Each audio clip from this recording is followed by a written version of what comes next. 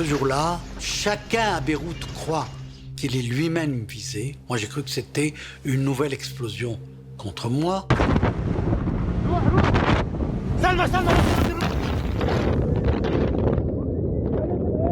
Everybody believed that the bomb exploded just next to him.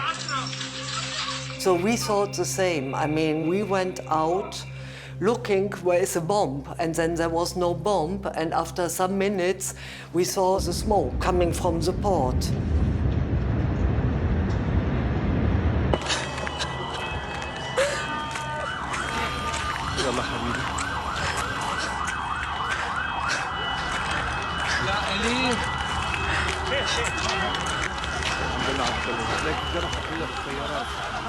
You have to see it, otherwise you will not believe it.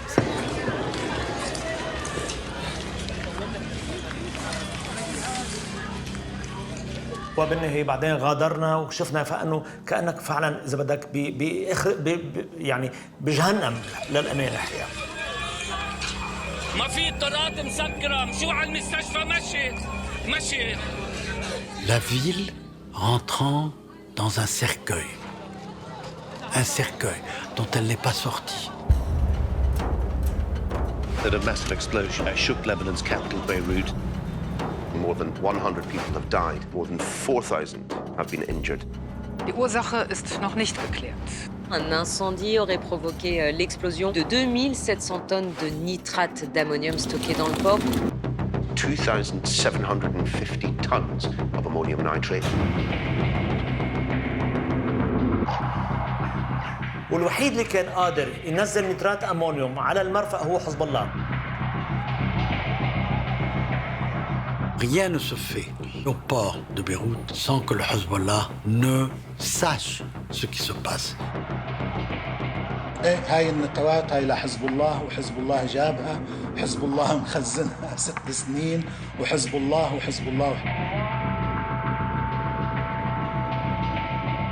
أنا أود أن أؤكد اليوم، أن أعلن وأؤكد نفياً قاطعاً مطلقاً حاسماً أنه ما في شيء لإلنا بالمرفأ. The Hezbollah is a political party, that it is a social movement.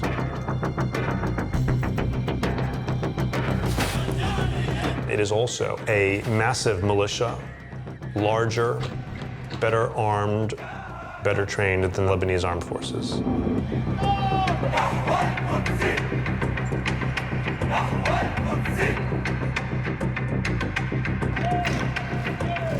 It is an international terrorist organization.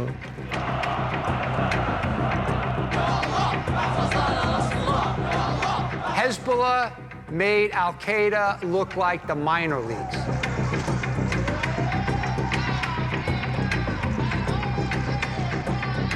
We determined during Project Cassandra that Hezbollah was operating like a global drug cartel.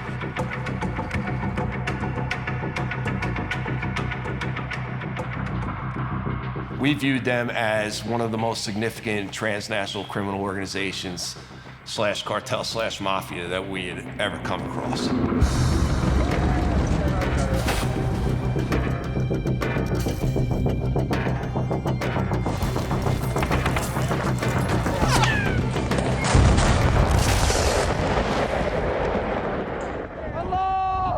Hezbollah's dangerous. Hezbollah's big.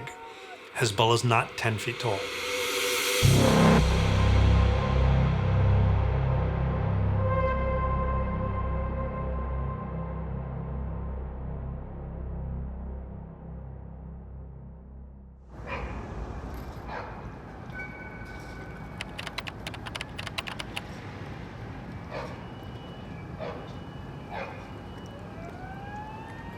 The shadow of Hezbollah lies over the Beirut port explosion, and any investigation seems impossible.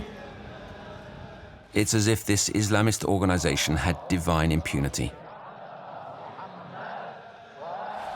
For 40 years, its members have infiltrated Lebanese politics and defied justice. These Shia Muslims dream of establishing religious law, Sharia, like in Iran.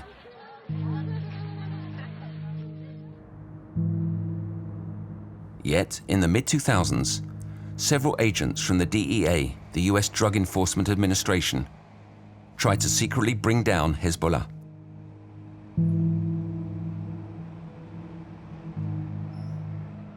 They investigated across 4 continents, revealing the hidden face of what's called the Party of God, before also coming up against its untouchable nature.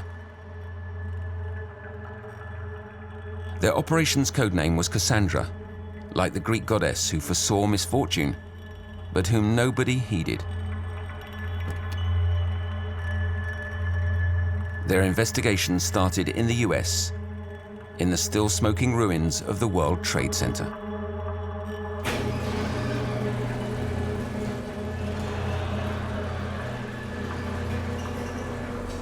I'm a former agent with the Drug Enforcement Administration, known as the D.E.A. in the United States.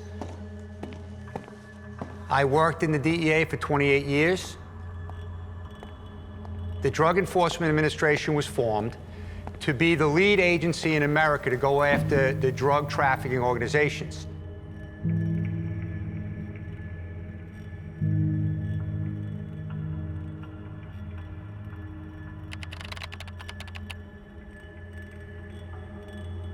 I'm from New York. Obviously saw the devastation of 9/11. My brother was in the United States Air Force. He went to Afghanistan to fight for the country, and he came back in a body bag because his helicopter crashed during Operation Enduring Freedom. So I'm very passionate about national security and public safety. So I was actually given a golden opportunity to run the D.E.A. Special Operations Division post 9/11.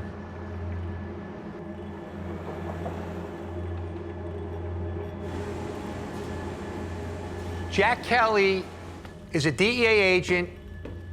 We recruited him to work at the Special Operations Division. When he first got there, he was working in the Latin America section, which was focusing on Colombia, so he became the leader of the team.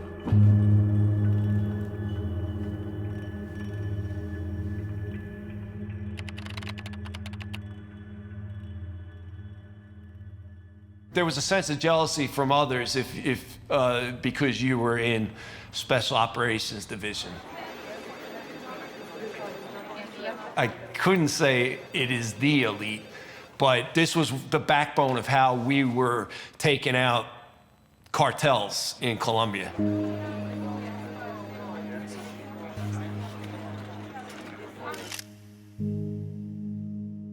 I applied to DEA right when I graduated, so all of a sudden you're carrying a gun, you got a badge, you're a federal agent, you're assigned to New York, and you're only 24 years old. So it was a pretty amazing feeling.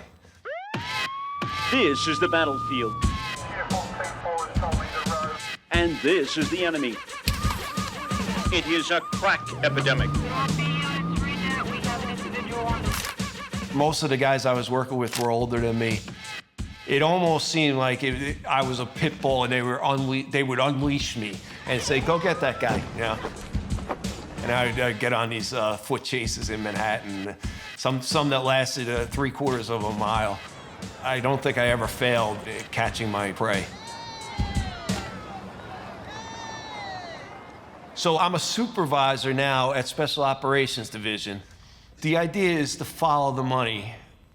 So us in an undercover fashion is posing as criminals that know how to launder money, and we would do that for the cartel, and that would afford us to infiltrate cartels to the highest level because we're doing what their bosses consider the most important thing, getting the money back into their hands from the drugs that were sold in places like the Bronx, New York.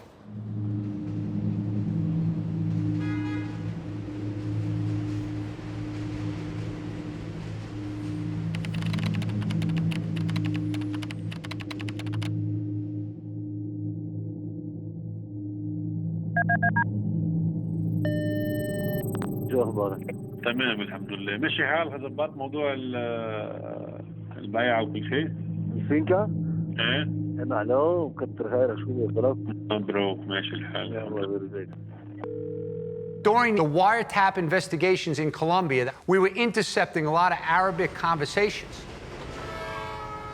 That was something new to me as the head of the Special Operations Division. Like, I didn't really understand it, and I had to learn over the years, like, what was going on. الو بدي منك معروف ضروري جدا جدا.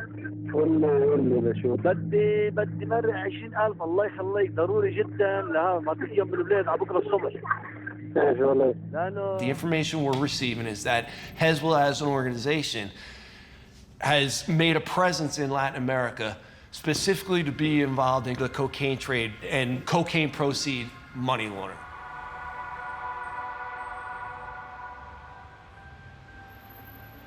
One of the top lieutenants is a guy that speaks Arabic, and his name is Taliban. They call him Taliban because they call every Arab guy down there Taliban after 9/11.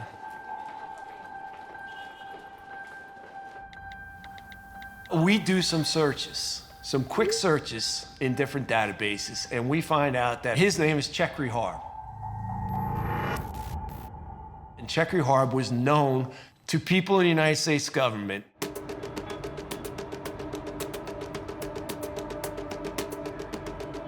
Chekri Harb was tied directly to Iran, Hezbollah, and possible terrorist attacks.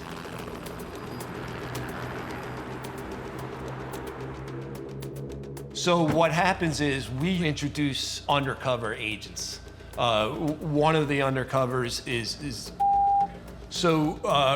because he's of Lebanese descent, speaks Arabic fluently, and is actually gonna meet Chekri in Colombia.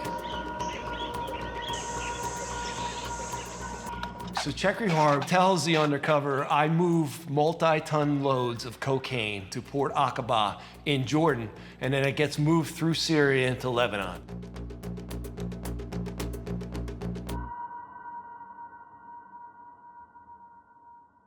Says, well, I imagine then you must be pretty close to Hezbollah if you're gonna be moving cocaine through Syria and Lebanon. Chekri Harb just smiles widely and nods his head, yes, I am working with Hezbollah.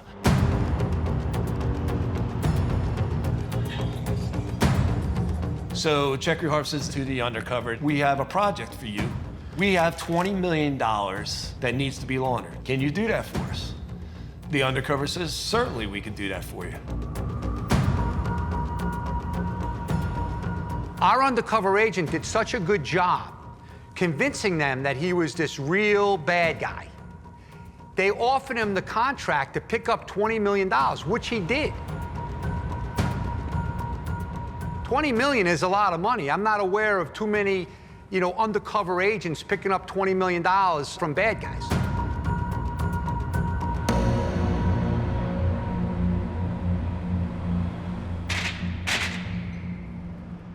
Now that the undercover appeared to be criminal superstars in the mind of Medellin, perhaps could run operations in the Middle East. So basically, this DEA undercover was going to become the Medellin lieutenant in charge of Middle East cocaine trafficking and money laundering.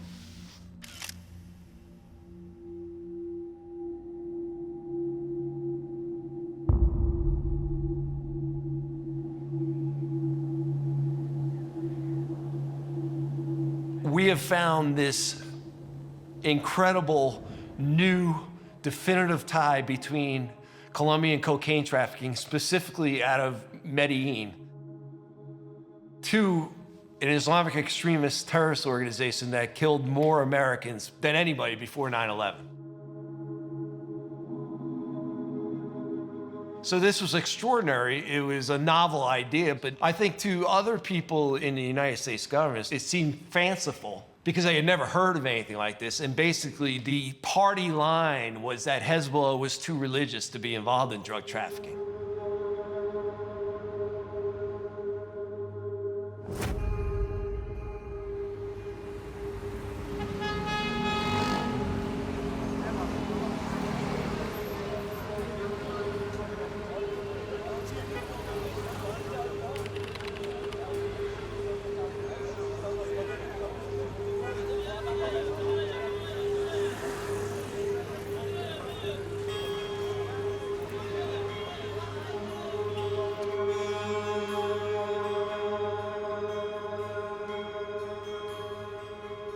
ماذا يقول الأمريكي للعالم؟ لماذا هو ضد حزب الله؟ بالنسبة للمخدرات نحن نرى أنها حرام، لا يجوز لا شراءها ولا بيعها ولا المتاجرة بها.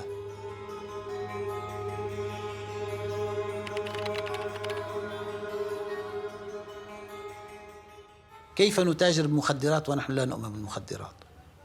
هذا مش صحيح. أنا سأقول لك سراً أساسياً، أخذنا قرار منذ 30 سنة لا ندخل في أي عمل تجاري لا صغير ولا كبير، لا نحن بشكل مستقل ولا بالتعاون مع أحد. في الأعمال التجارية عادة في فساد، في مشاكل، في مساومات، نحن لا نريد.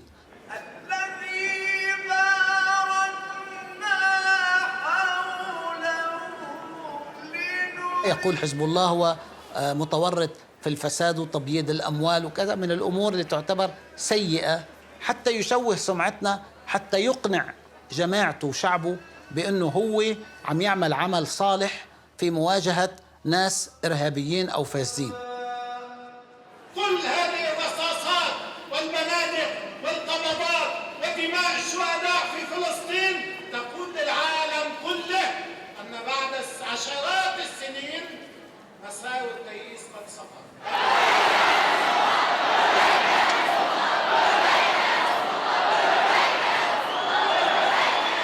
وإلا أين الإرهاب عند حزب الله؟ في العالم كله أين الإرهاب؟ ما في إرهاب، نحن مقاومة.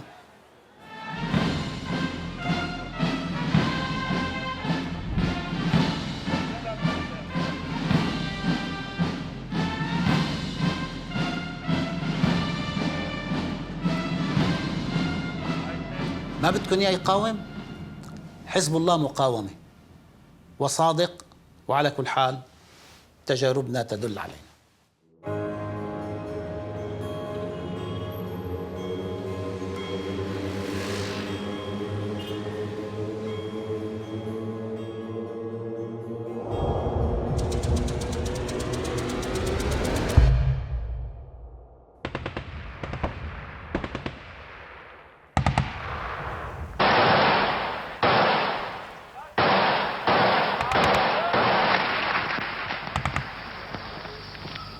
Les combats de Beyrouth ont pris une tournure plus violente, presque aveugle, car on ne sait plus exactement qui se bat contre qui. Les affrontements restent localisés. On the tracks of the Hezbollah drug traffickers, the agents of the D.E.A. plunged into the bloody, chaotic history of Lebanon, birthplace of the Party of God.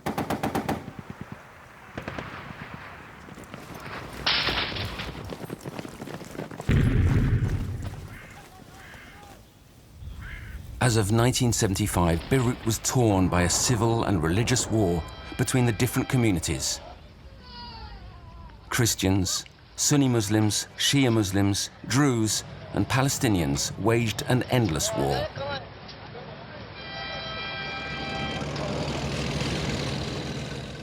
In June 1982, a new party joined the war, the Israeli army, which invaded Lebanon to fight the Palestinians.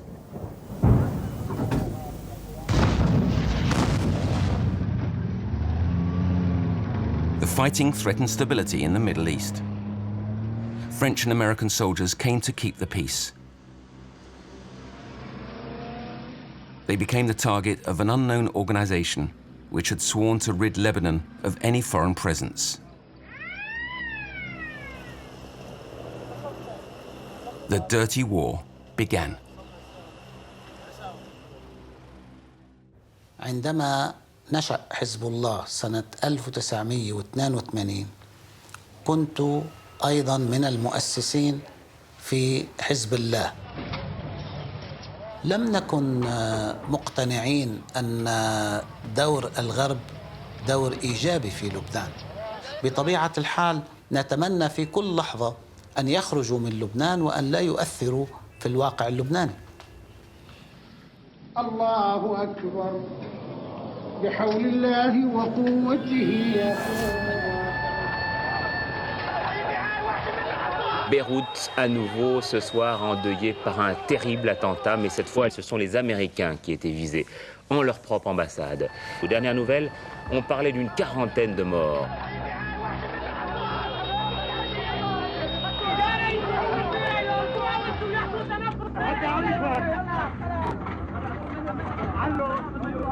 J'ai vu subitement un immeuble disparaître. C'était l'ambassade des États-Unis. Premier grand round entre le Hezbollah et les Américains.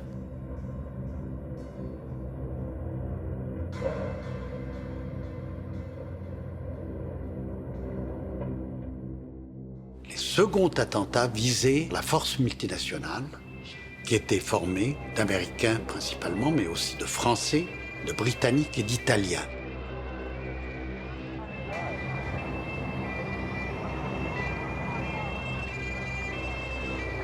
We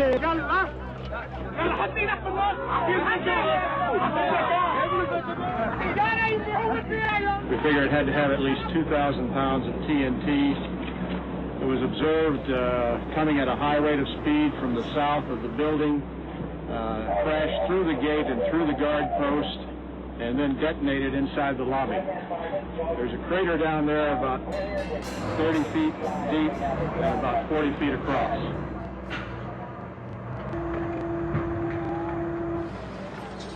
بلبنان كانت تقريبا مثل ما قلت اول عمليه انتحاريه حكم ما كنا شايفينها قبل هلا نهائيا حتى بالمنطقه ما كنا نسمع بعد بالعمليات الانتحاريه حكما حزب الله كان تقريبا هو ادخل هالنوع من الجريمه الى الاراضي اللبنانيه.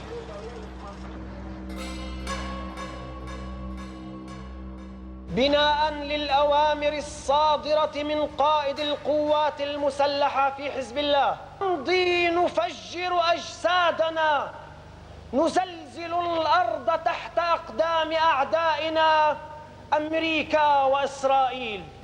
لبيك يا حزب الله، لبيك يا حزب الله. بالتأكيد الشهادة تشكل السر الأكبر لنجاحنا، لأن أي معركة تحصل يستهدف الخصم أن يقتلك وينهي حياتك. إذا كنت أنت لا تهتم إذا أنهى حياتك وتريد أن تحقق هدفك، معناها فقد المؤثر الذي يستطيع أن يسيطر عليك فيه.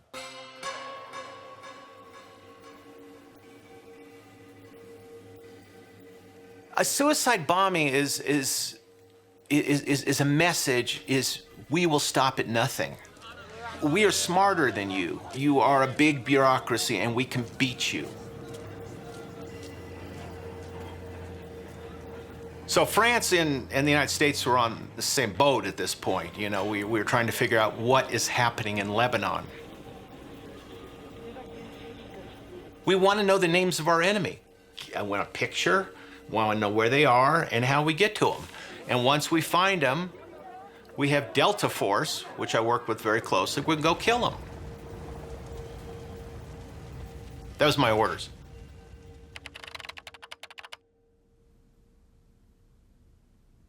War for an intelligence officer really, it gets your adrenaline going. This is in 1982, 1983. I was on the border with Lebanon, and that was a real fascination because we were at war.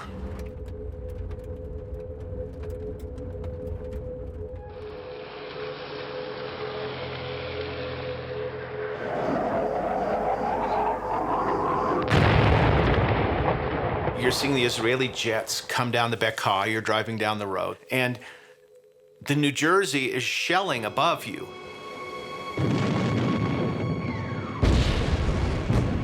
These Navy bombs, they're as big as Volkswagens. So that was my entree into the Middle East.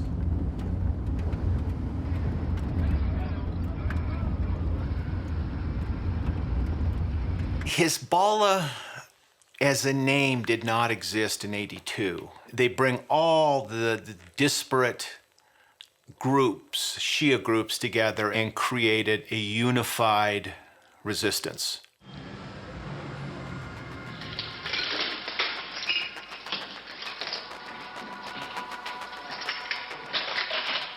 ولا نريد للاحتلال أن يتعرف عليهم، استفدنا من هذه الفترة حتى نكون بنيتنا، وبعد ذلك بدأنا نعلن أن هذه العمليات تقوم فيها المقاومة الإسلامية.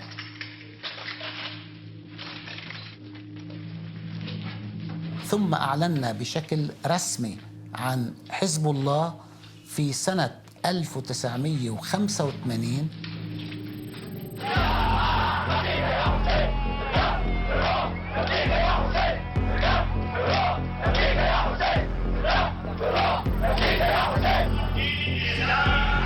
Décidée à mettre fin à 13 siècles d'humiliation, la communauté chiite libanaise explose.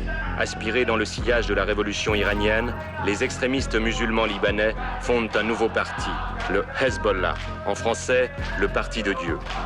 Les fanatiques, qu'on surnomme déjà les fous de Dieu, ne font aucun mystère de leurs intentions. Nous sommes les soldats de Allah et nous sommes épris de la mort. Nous voulons une république islamique, nous ferons du Liban un nouveau Vietnam.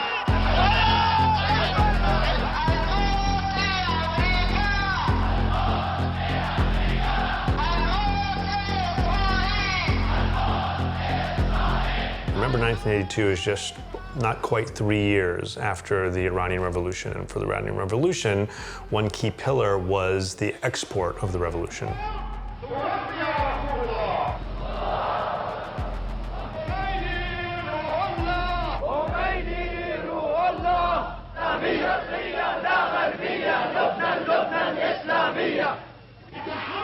The Iranians came to Lebanon and said, look, we will help you if you help yourselves and put a fighting group together. You people know how to shoot guns, you know how to blow stuff up, we will give you the money, we will not interfere, you know how to do it, go do it.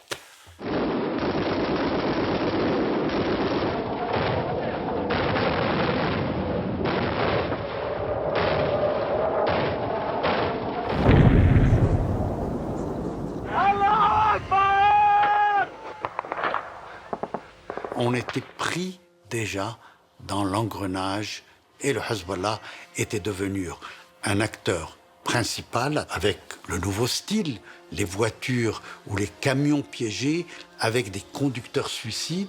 Et ensuite, on est passé à une autre phase, c'est les prises d'otages.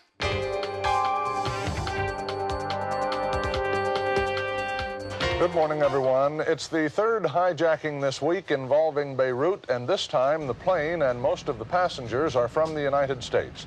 TWA Flight 847 was en route from Athens to Rome this morning when it was hijacked by suspected Shiite Muslims and forced to fly to Beirut.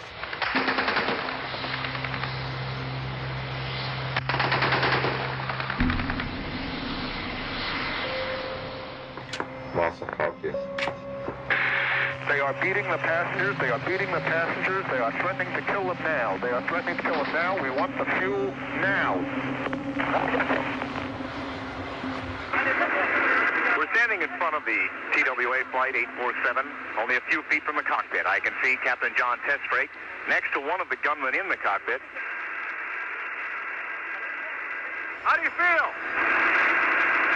We'll ask you more questions when the engines are off.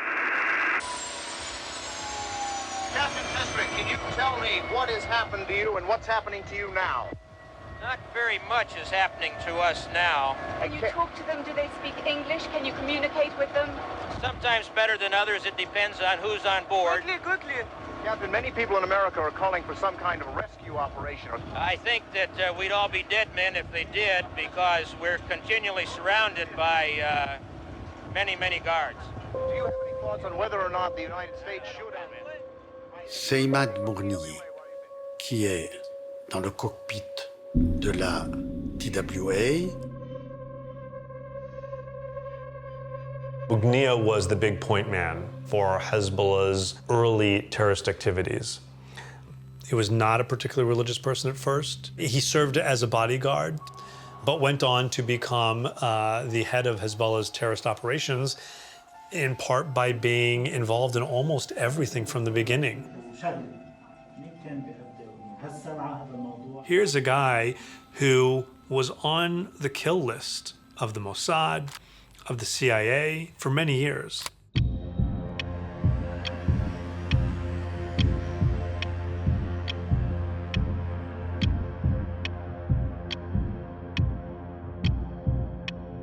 Mugnia was in the airplane. We found his fingerprint, but that was not Mugnia in the window.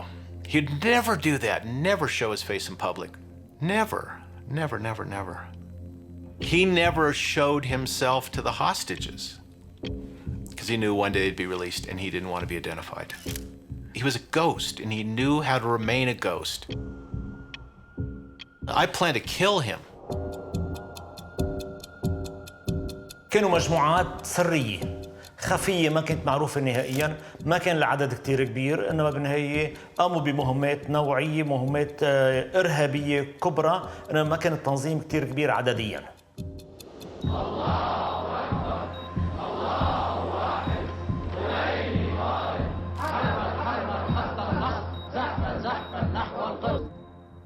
حزب الله لم يكن لديه أي علاقة بعمليات الخطف ولا بعمليات التفجير التي حصلت للمارينز وللمظليين الفرنسيين. C'est apparemment sans regret que les GIs quittent le sol libanais pour s'installer à bord des navires de guerre américains qui patrouillent à proximité des côtes.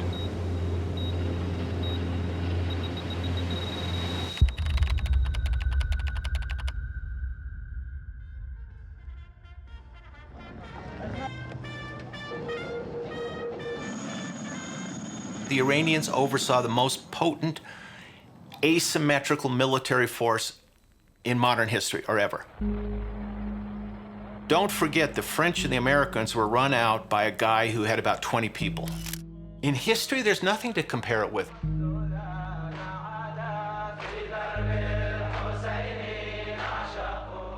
Imad Mugnier and Hezbollah had won. The Americans and French left Lebanon, humiliated and scarred by constant suicide attacks and hostage-taking. But this dirty war of the 1980s left its mark. Since, Washington labeled Hezbollah a terrorist organization, and Imad Mugnier became a marked man. 20 years later, when the agents of the D.E.A. launched Operation Cassandra, they thought they could avenge those who had died in Beirut and eliminate their old enemy, Imad Mugnier. The infiltration of Hezbollah's trafficking networks was organized in Jordan. But the agents from the CIA, the American Secret Services, were not happy to see these cowboys on their territory.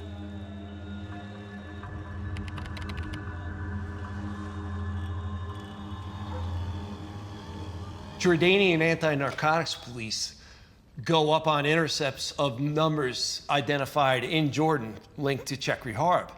And what happened is that there was going to be a big meeting in Amman, Jordan. And at that meeting, Chekri Harb was told to introduce the DEA undercover to an extremely significant member or members of Hezbollah. فانطلت هذا قلت لي ساعة قوية وكل شيء فيش مشكلة بالمرة. حط جرايك بمي مسقعة، بتعرف شو بمسقعة؟ ايه، كون نحن عارفينه منين جاي، هي أهم شيء. لا ساعة ما تحكرش الهم، من هالناحية ما تحكرش الهم. ايه. We were hearing and we believed for various reasons that Harb was under the guidance and protection of Mugnier.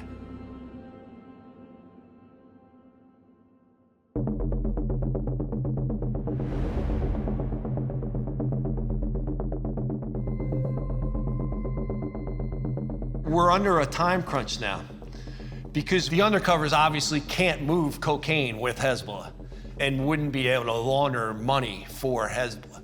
So we realized that whatever evidence we gain in this Amman, Jordan meeting might be the last chance.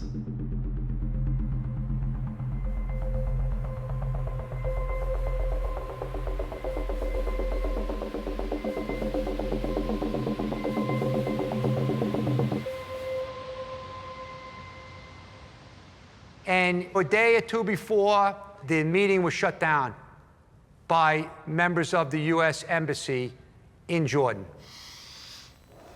They did not allow the undercover agent to meet with the operatives on the ground in Jordan. And there was no real explanation given, which, to be honest, was very, very annoying and very disturbing.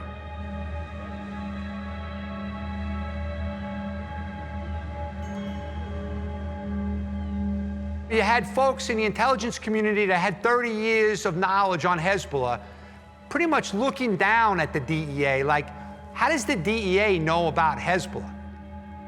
DEA became like a fly in their soup.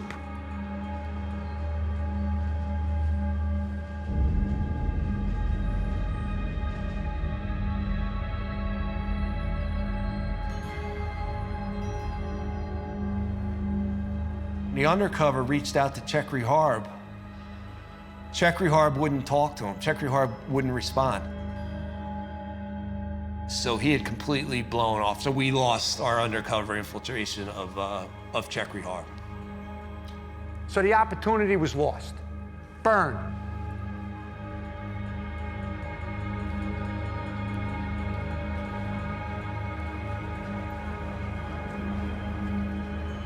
Not only was the opportunity burned, but our DEA undercover's life was now in big-time danger. As the head of the Special Operations Division, that pissed me off.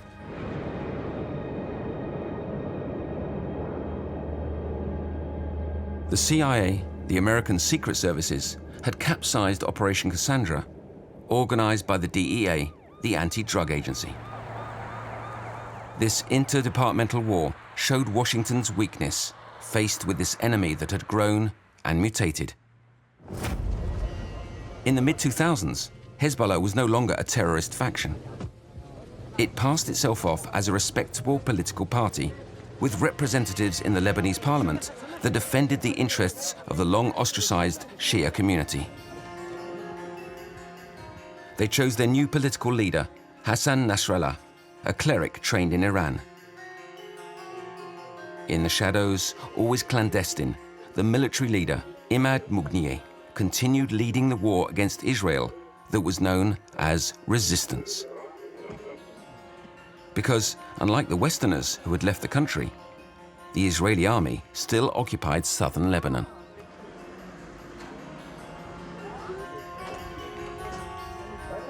الإسرائيليين والغرب لا يعرفون طبيعة قناعات ومبادئ حزب الله.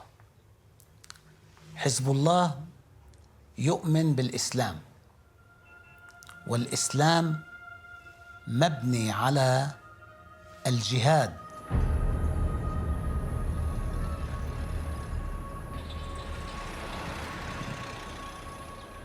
وأنت تعلم أن مسار تصاعدي رغم ازدياد الدول التي تصنفنا إرهاب.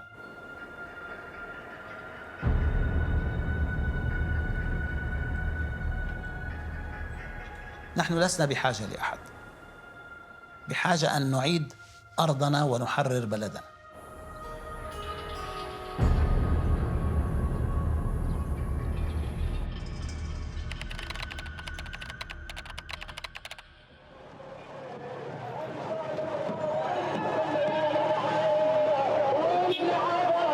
V de la victoire, drapeau du Hezbollah claquant au vent, en voiture ou en fourgonnette, des milliers de Libanais envahissent à l'heure actuelle les routes menant au sud du pays. Au fur et à mesure que l'armée israélienne se retire, les civils encadrés de miliciens du Hezbollah progressent.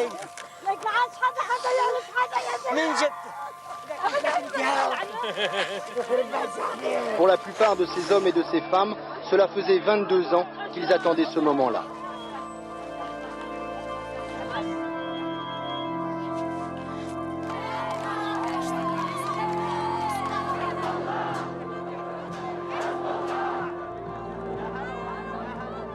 C'est l'époque dorée du Hezbollah. Ils ont captivé le cœur et l'esprit des masses arabes pendant un bon moment, malgré le fait qu'ils étaient chiites et que 90% de la population arabe est sunnite.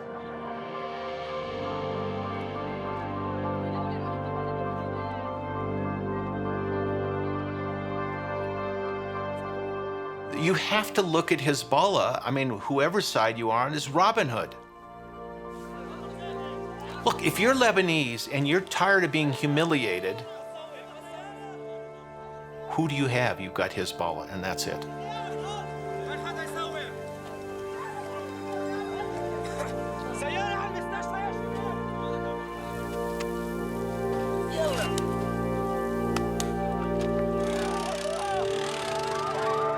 ختاوي صغار كبار كله كان يلا، حتى في مواقع يعني حزب الله قالوا لي يا عمي طولوا بالكم شوي انه حتى بس يفلوا.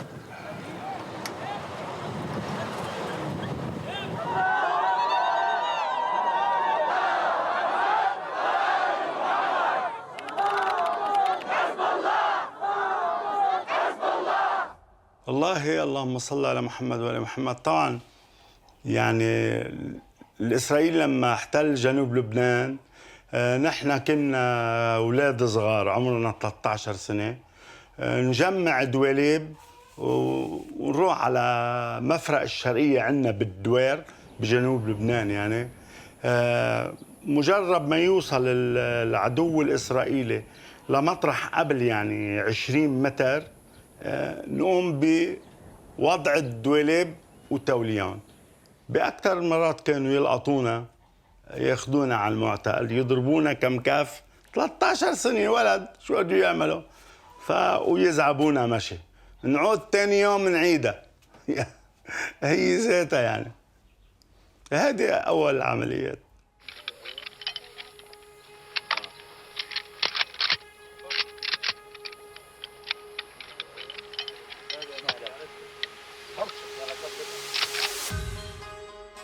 ولكن كأنشطة عسكرية هي بلشت ب86.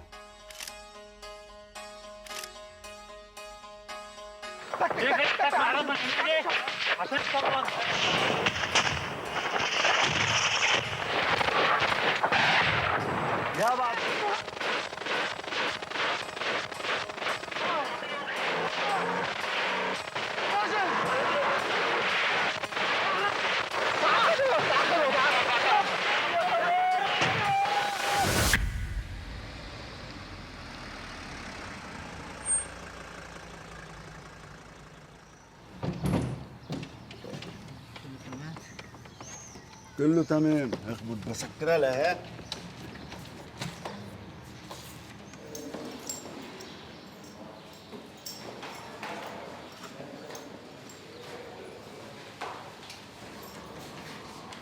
يا هلا، سلام، كيفك حبيب القلب؟ الله يعطيك العافية يا رب. أنا انجرحت 17 أو 18 مرة. هيدي الجراح هي أوسمة. أنا ناحي صادق.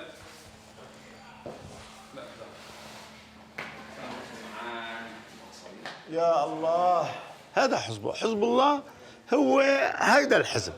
ايه حزب الله ما بيترك، يعني الاخ بس يتصاب بالمعركه هو تلقائيا بدغري اوتوماتيكيا هو بالمستشفى بينقلوه دغري لوين؟ لعند مؤسسه الجرح. بدها تهتم بعياله وبدها تهتم بكل تفاصيله. يا زلمه خاف الله، خاف الله يا زلمه.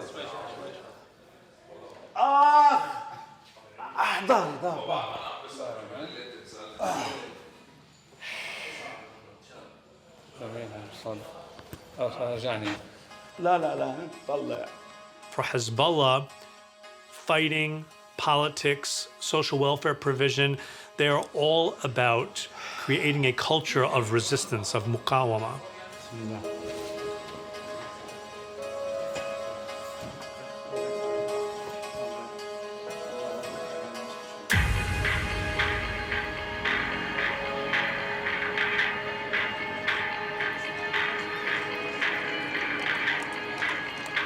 الآن أصبحنا نملك قوة شعبية حقيقية، قوة شعبية تدخل إلى الطفل والشيخ والمرأة والشاب، يعني العائلة كلها حزب الله. نحن لسنا تنظيماً عادياً.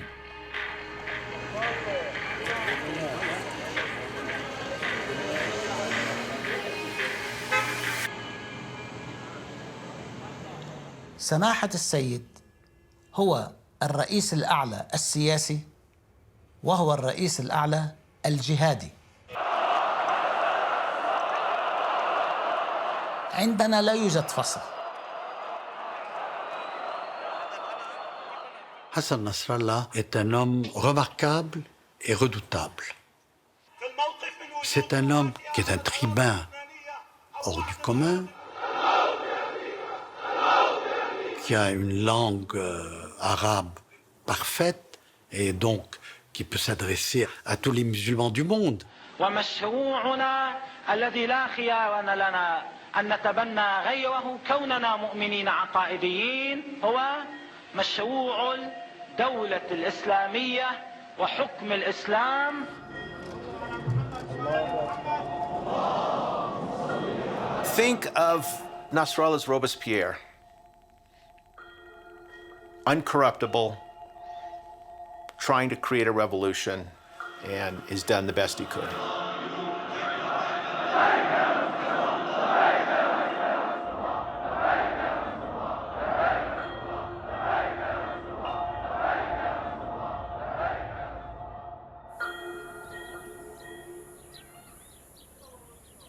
بعرف سماحة السيد حسن، بعرفه معرفة شخصية وهو بيعرفني معرفة شخصية. فمرة حصلت معي نهفة أنا وياه، هي قبل 2000. أنا حطيت إيدي على كتفه لسماحة السيد عبطته، قلت له اتكل على الله صور.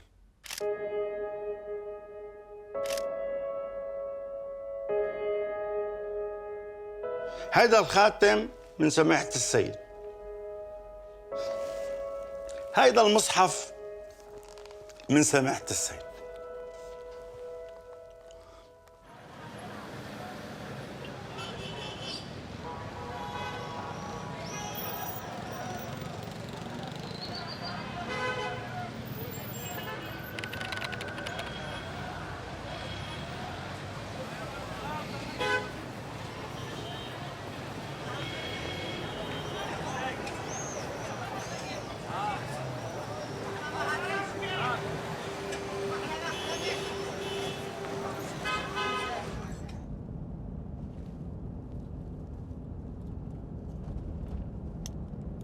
Pendant toute la période, je dirais, glorieuse du Hezbollah, on allait chez Nasrallah.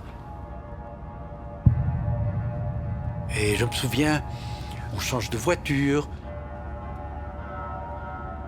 Puis vous sortez du garage dans une autre voiture. Vous ne savez pas très bien, on ne vous ferme pas les yeux, non.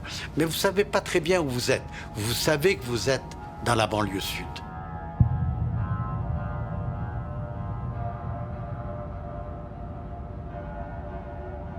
C'est qu'il y a un quadrilatère, ce qu'on appelle le Murabba, le quadrilatère du parti, c'est quelque part là-bas.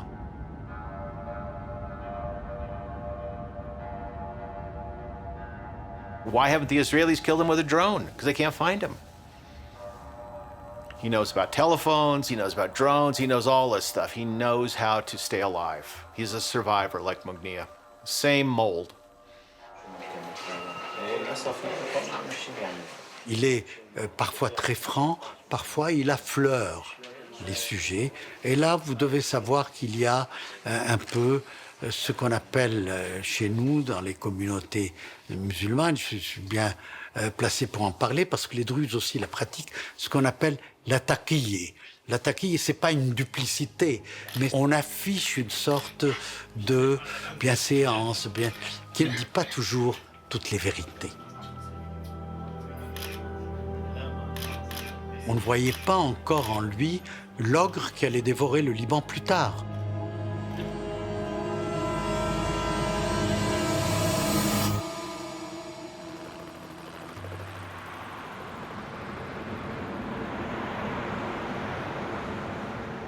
In the early 2000s, nobody in the West noticed Hezbollah expanding its grip on Lebanon. At the time, the international community was focused on Iraq. The US had just invaded the country and was facing fierce resistance from local militias.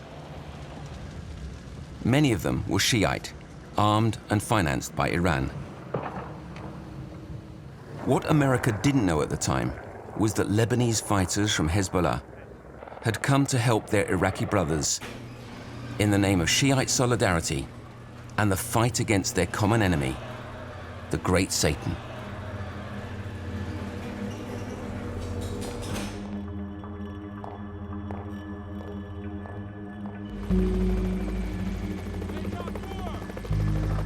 It started with the war in Iraq and my involvement as an advisor to a U.S. Special Operations Command on the ground in Iraq against IEDs, which were called explosively formed projectiles, EFPs.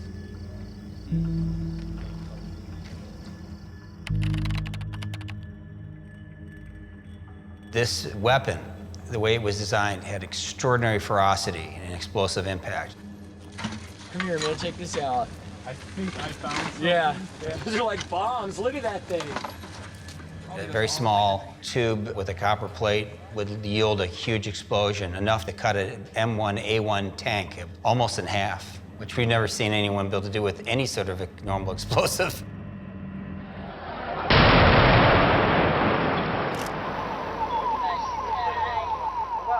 It was a signature weapon, so the fact that it was being used against American forces told me that Hezbollah had to be on the ground.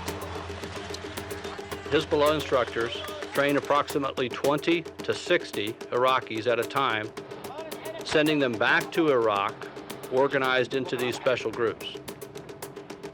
They're being taught how to use EFPs, mortars, rockets, as well as intelligence, sniper, and kidnapping operations.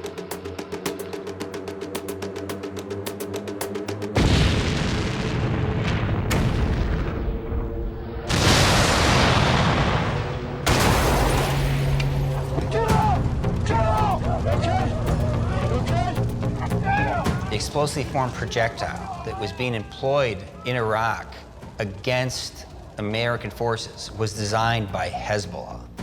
And the man behind the creation of this weapon was Imad Magnia.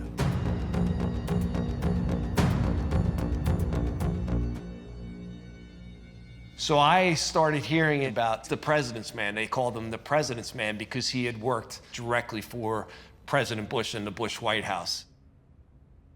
I was focusing on the finances, and I was aware that a great deal of money involving the EFP networks in Iraq was being derived from cash houses in Lebanon.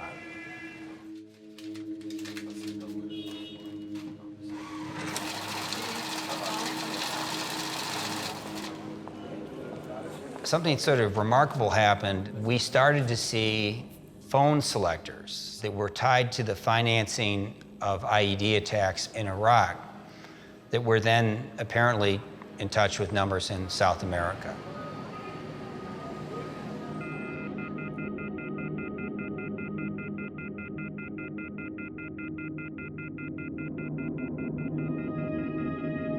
I was like, are they really did they mean to call Colombia? I said, what does this mean? I mean, it's like, this is very bizarre. But this pattern kept happening.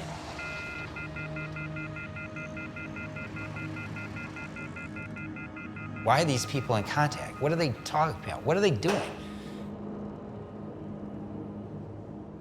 And I realized suddenly, are these guys turning to Colombian sources of narco financing to fund their operations on the ground in Iraq? I mean, I was just like, it just a light went on in my head because I was familiar with narcotics trafficking, global money laundering for organized crime.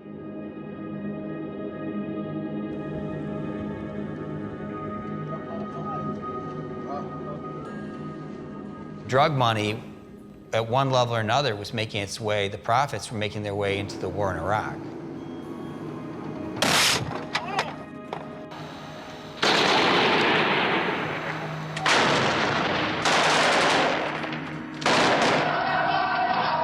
Wow, if we could track this money and we could tie it to drugs, and then we were to pursue the drug trafficking and start to take down the drug business, we could start to really put a financial hit around Hezbollah's ability to operate in Iraq.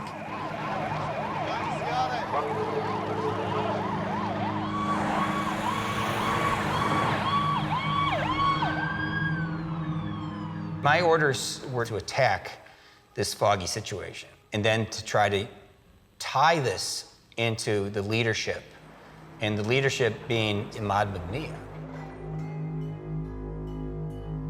So I wanted to go after Imad Magnia. Hezbollah was developing this worldwide capability and generating billions of dollars, and we had to take action. For them to turn to narcotics trafficking was the greatest gift we could ever be given. Suddenly we had a way of using lawfare, not warfare, to attack a terrorist organization's finances. And when I briefed it up the chain at U.S. Central Command to General Allen and through him to General Petraeus, they're like, hot shit, it's a great idea. What could we couldn't dream of something better than this, because like, we can't fight those guys.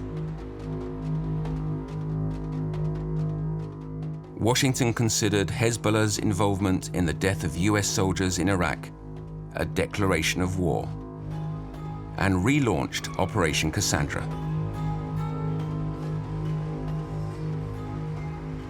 The DEA had a free rein to attack the Party of God in the name of national security. I wanted to go after their money. I wanted to go after their networks. I wanted to take down their finances. I wanted to go after their banks. They had criminalized themselves. We needed to reveal that to the world and to their own people.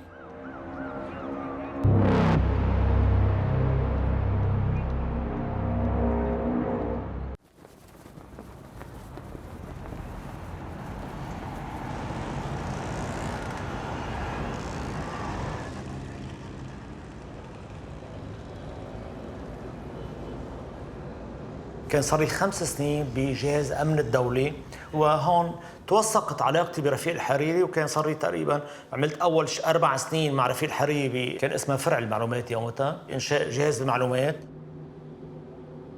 بهالفترة كان بنيت علاقة ثقة أنا ورفيق الحريري.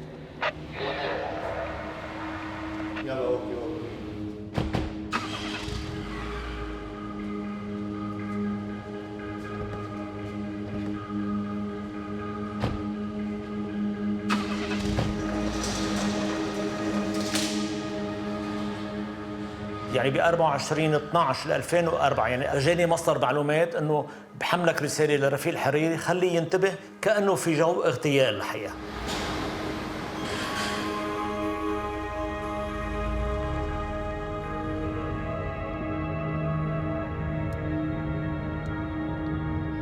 وانا جيت لعنده قلت له دوله الرئيس لازم تنتبه. انا بالنهايه كان جوابه انه بالنهايه انا عندي ضمانات دوليه، عندي علاقات دوليه.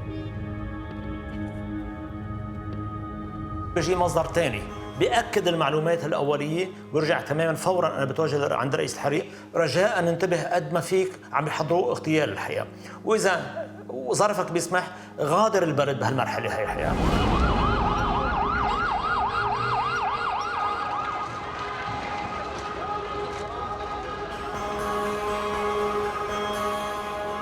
Sous la colonne de fumée, ce qu'il reste du cortège qui ramenait Rafik Hariri du Parlement. L'explosion a blessé une centaine de personnes et en a tué 9. Rafik Hariri a été extrait rapidement de la carcasse de sa voiture, mais son décès a été constaté à l'hôpital. Un cratère large d'une dizaine de mètres causé par l'explosion d'une voiture piégée d'au moins 350 kg d'explosifs. L'ancien Premier ministre avait peu de chance d'échapper à l'attentat.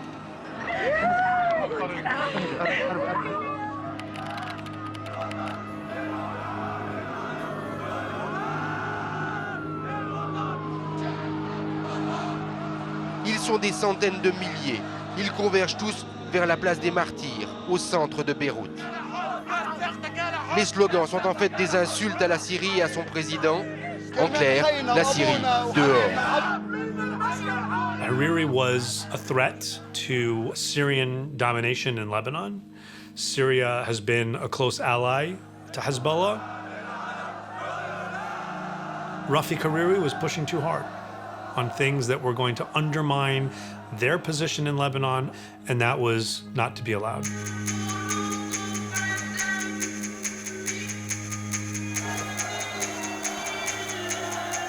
عماد مغنية شريك أكيد بالقرار لأنه بالنهاية كان هالقد والتنفيذ كان على عاتق مجموعاته تبع الاغتيالات.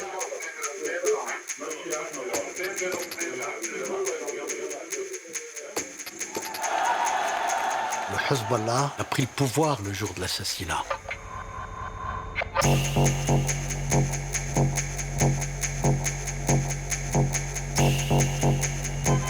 Ils ont pris le terrain, le gouvernement, la présidence de la République, ils ont neutralisé l'armée. C'est à ce moment-là que se déclenche l'élimination physique au Liban de quiconque pouvait dire non au parti de Dieu de Hezbollah.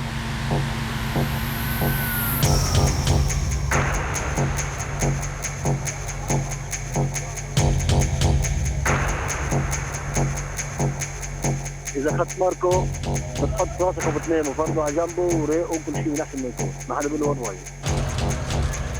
We determined through our investigation that Hezbollah was operating like a global drug cartel. So we wanted to apply the same logic that was successful going after the Italian organized crime families, going after the cartels in Colombia.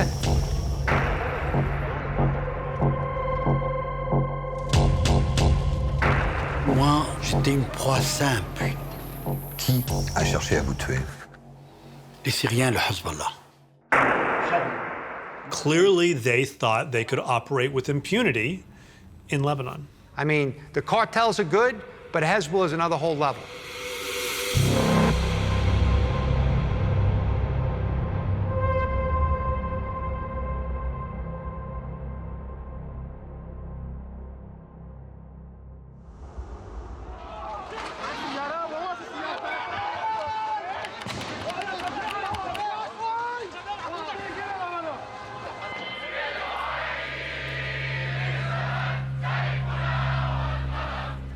The assassination of Prime Minister Rafik Hariri sent a shockwave throughout Lebanon and the international community.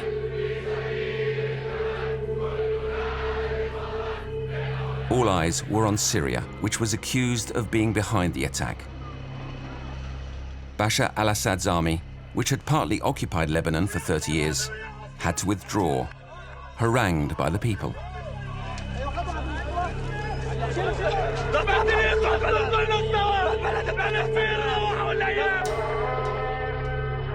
With the Syrians' withdrawal, Hezbollah lost a long-term ally and protector.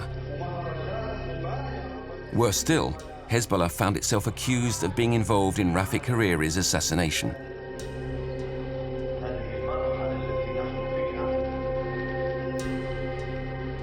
Undermined, it resumed its violent activities. First in Lebanon, in a campaign against its political opponents. Then, beyond its frontiers, by provoking its sworn enemy, Israel.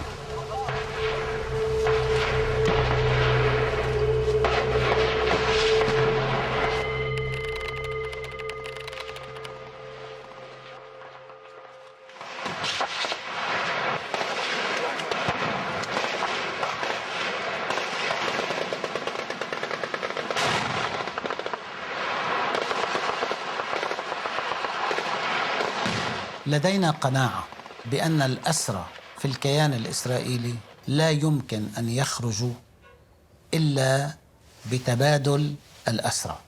يعني يجب أن يكون لدينا أسرى إسرائيليين حتى نتمكن من إخراج الأسرى اللبنانيين موجودين في السجون الإسرائيلية.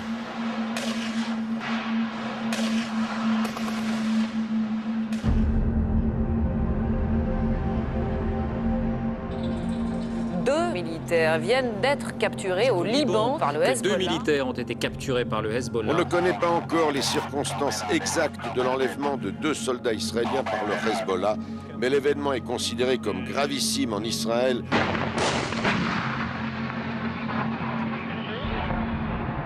وطبعا كنا نتوقع أن يحصل حرب، لكن بنسبة قليلة جدا، 5%، 10%. يعني لم نكن نتوقع أن تحصل حرب بهذه الضخامة.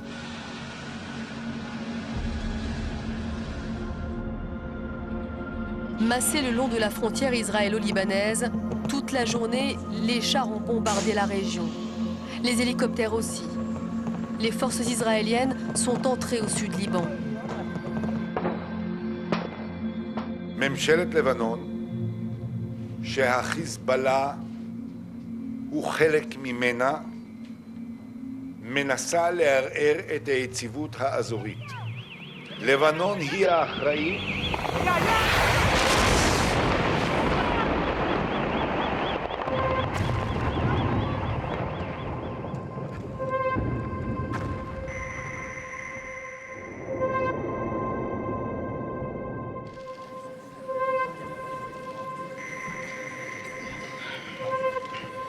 إذا الإسرائيلي بده يفكر بأي عمل عسكري إذا كان هدفه استعادة الأسيرين فهو واهم حتى ينقطع النفس.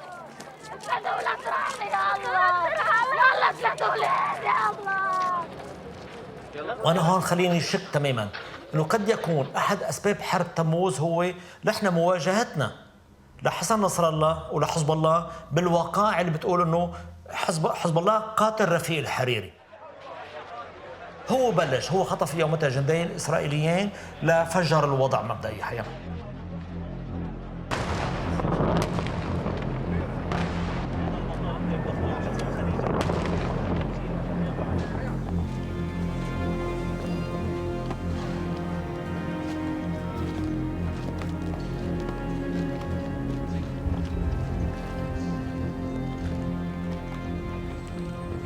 We stayed the first days, and Hezbollah was coming, you have to leave. So I believe profoundly that Hezbollah expected what would happen later. They expected these extremely heavy bombardments.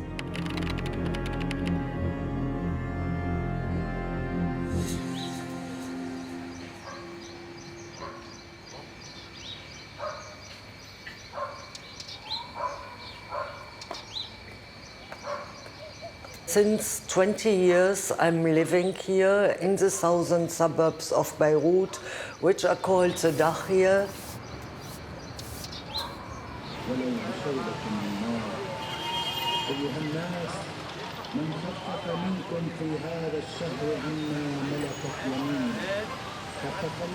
So we are really in a kind of ghetto here, controlled by Hezbollah.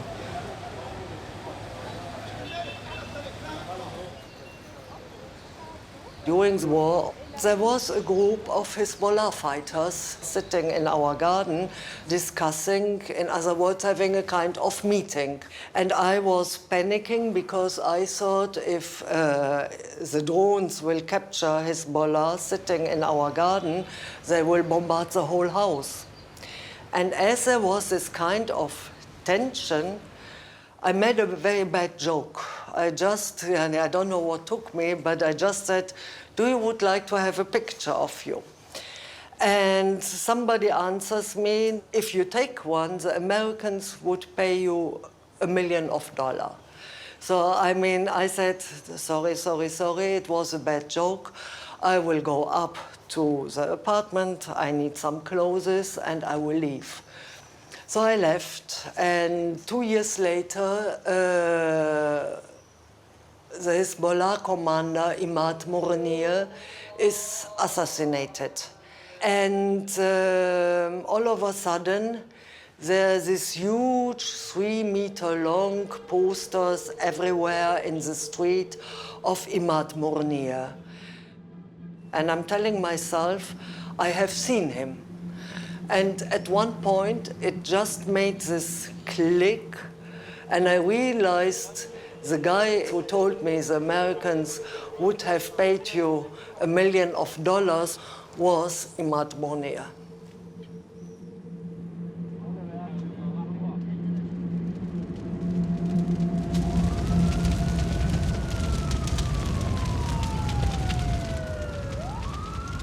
After 33 days of Israeli bombings, Hezbollah obtained a ceasefire without releasing the 2 hostages.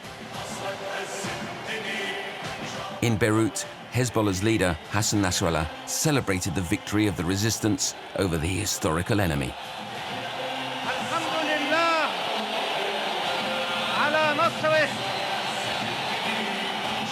Hassan Nasrallah strengthened his hero status throughout the Arab world. He was the first to humiliate Israel, the little Satan.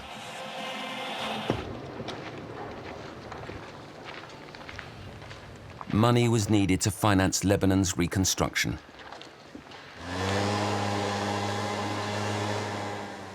This was the moment the DEA had been waiting for. Its agents in Washington were monitoring all the movements of funds arriving in Beirut.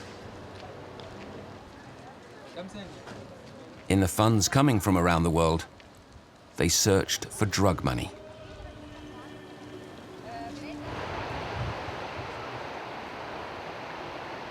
In 2006, the Israeli Air Force destroyed every major bridge in Lebanon. They destroyed many of the road systems. Airport was impacted. The place was chaos. Lebanon was in deep trouble financially.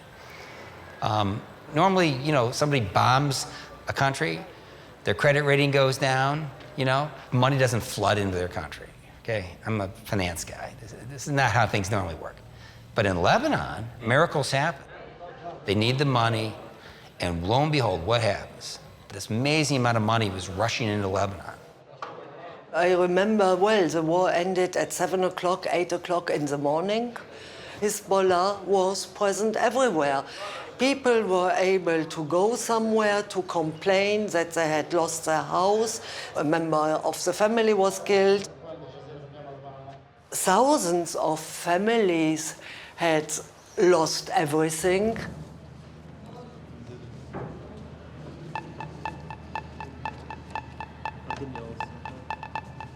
Hezbollah was offering compensation. People were receiving around $10,000.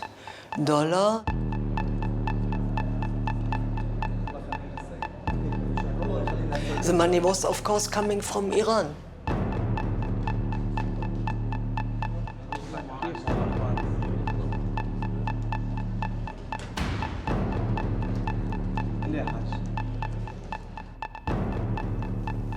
نحن نتلقى مساعدات من إيران، وهذا أمر معلن وواضح.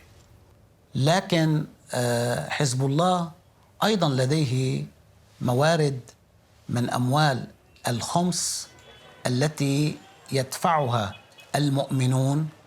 المؤمن بحسب الوضع الشيعي يجب أن يدفع كل سنة من أرباحه التي تبقى لديه 20% يدفعها لعالم الدين من أجل صرفها على قضايا المسلمين وعلى الفقراء وعلى كل هذه الأمور.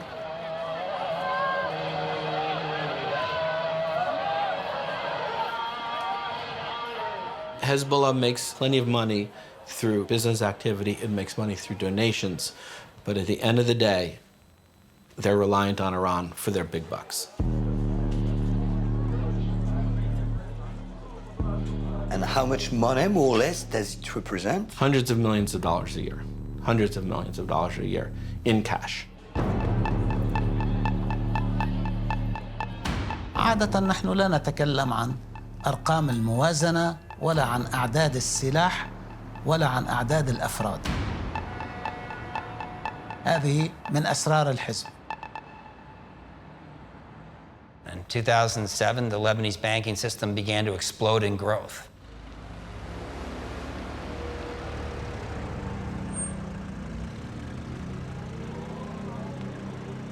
We realized, and what I realized as I started to look into it, a huge amount of that money was drug money.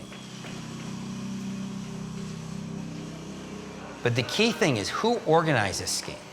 Well, ultimately, Imad Mughniya himself.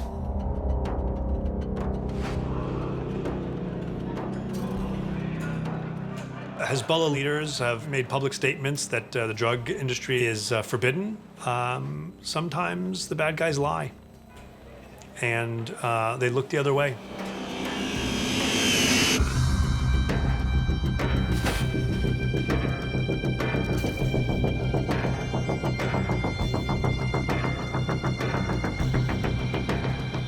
The The U.S. Treasury Department is the finance ministry of the United States. And we knew we had power, we knew we had tools, we knew we had authorities to reach into Beirut, to reach into the Lebanese financial system, and put our finger on the scale a little bit and say, okay, now we're going to start impacting your ability to feel comfortable where you thought you were the safest.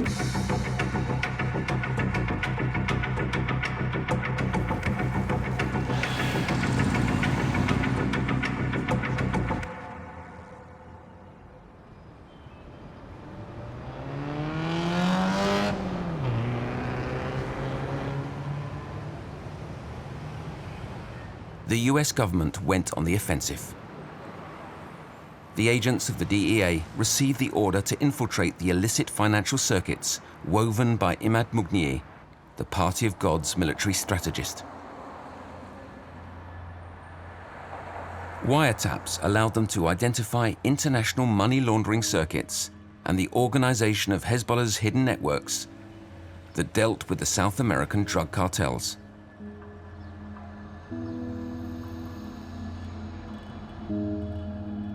So the team identifying the network, we identified what we called the super facilitators, like the biggest members of the organization. Like in an organized crime family, these were the bosses, right? Or in a cartel, we call them cell heads, right? With Hezbollah, it was the super facilitators.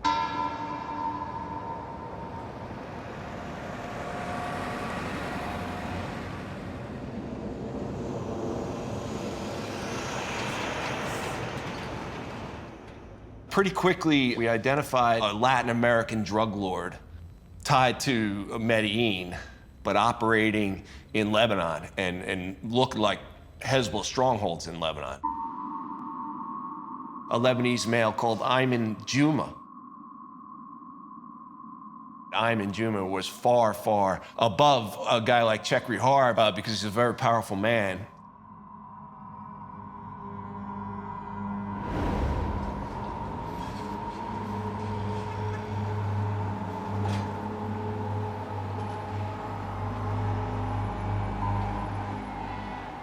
He's the bridge between the Colombian cartel's money and Hezbollah's.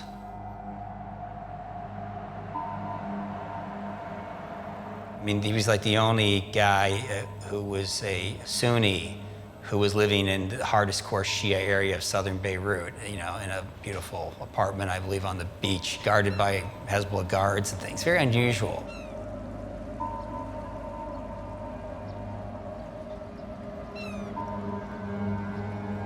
So our entire focus was on Ayman Juma and how we can possibly infiltrate his network right in Lebanon. Ayman Juma wanted to meet with us. Sometimes our top international targets, they get wind of the indictment, or we let them know, sort of in a quiet way, hey, you know, you're indicted. And what often happens is through a lawyer they have, or maybe even directly, it could start with a direct conversation, is that the bad guy wanted to see if he could work out some sort of deal. It was under the guise that Ayman Juma was going to cooperate with the Drug Enforcement Administration, which I was never going to let that happen if I could. In my mind, this is the guy that we need to put in jail, not to cooperate. So we set up a meeting. It was actually at the Trump Tower in Panama City.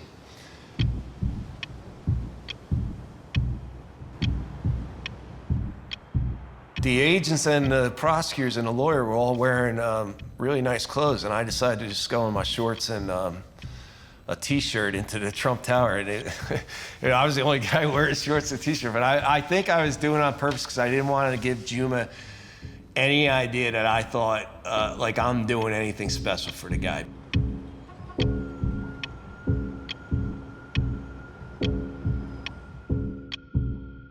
From my 20 years of experience working with criminals and mafiosos, that he appeared to me to be a hardcore mafia member.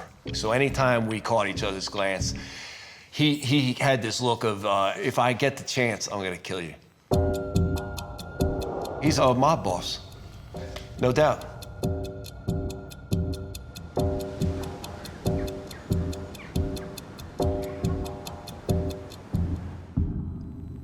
I stayed real quiet through most of the meeting, and then finally I said, you haven't given us shit. There's absolutely nothing that you've given us that we don't already know. So we went our separate ways. It does appear that both inside and outside the Trump Tower, they were surreptitiously taking pictures of us. It was basically certain that Hezbollah had launched an intelligence investigation on Asher and myself, basically the Cassandra task force. They tried to contract other criminal groups, including cartels. So they would pay if these people would kill us. Are you scared? No, definitely not scared. No, I mean, I took it as, you took it as a compliment. And then you also felt like, wow, we must really be doing our job because they're so pissed off at us, they're so angry. You'd have to ask Dave Asher if he was scared. I don't know. I wasn't scared, but who knows?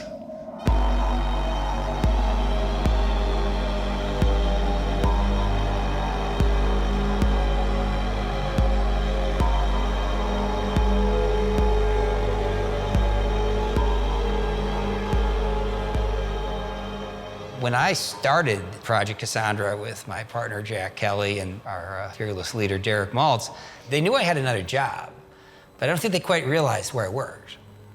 You know, I worked at 375 Park Avenue in New York on the 33rd floor for a $2 billion hedge fund where I was a partner. This is my side project.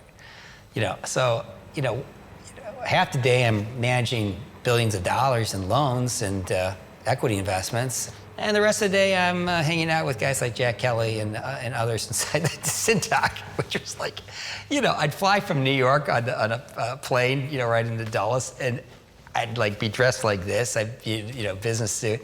These guys were wearing blue jeans and like T-shirts and shit, and acting like a bunch of baboons. And I'm like, hey, I just met with George Soros.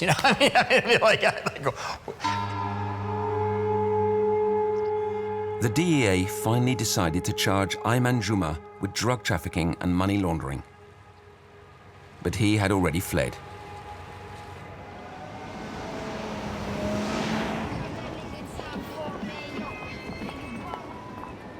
Operation Cassandra was stepped up. 100 agents were now working to find Ayman Juma's accomplices.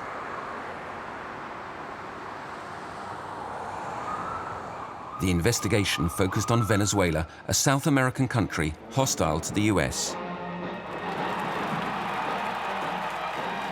Its president, Hugo Chavez, opened its frontiers to the historical foes of the Great Satan. First and foremost, the Islamic Republic of Iran and its protege, Hezbollah. I come from a family that believes in government service and serving society, and it was a path to maybe try to do a little bit of good in the world. We were out of D.E.A. Special Operations Division, and we were called the Bilateral Investigative Unit.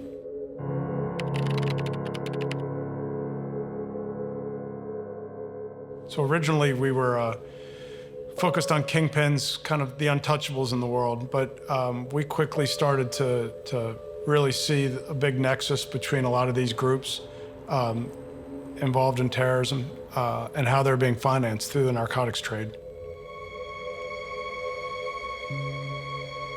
Derek Maltz was our special agent in charge for most of my tour there. Derek's the best. And we started realizing how Hezbollah was moving operations into Venezuela in an opportunity to generate, millions and millions of dollars to help them fund their operations. It was very apparent after the war in 2006 with Israel, Ayman Juma and the network of Hezbollah operatives were very closely aligned with the corrupt military and corrupt government officials at the highest level of Venezuelan government. What happened was the majority of Colombian cocaine entering the United States and Europe comes out of Venezuela. It's not Venezuelan cocaine, but Venezuela is the gateway. And through our penetrations in Venezuela, we also started to learn a lot about Hezbollah.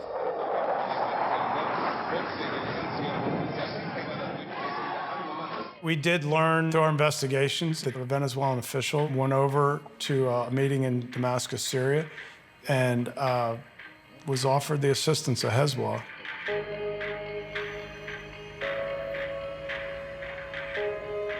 There has been reporting that it was Nasrallah at the meeting. I think it was much more likely that it was Igmad Mughniyeh, the head of military operations for Hezbollah. Clearly, both were very contrary to the national security policies of the United States. They believe they shared a common enemy, and Hezbollah is certainly offering their expertise in resistance in creating militia systems.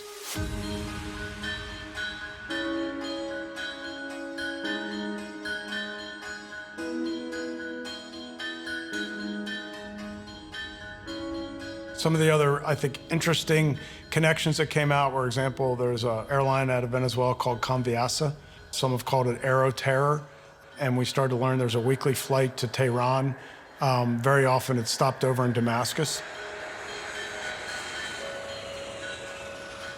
Planes loaded with weapons, you know, RPGs, surface-to-air missiles, AK rifles, into Venezuela from these flights. And also they were picking up large sums of cash, you know, cocaine, bringing that stuff back into the Middle East.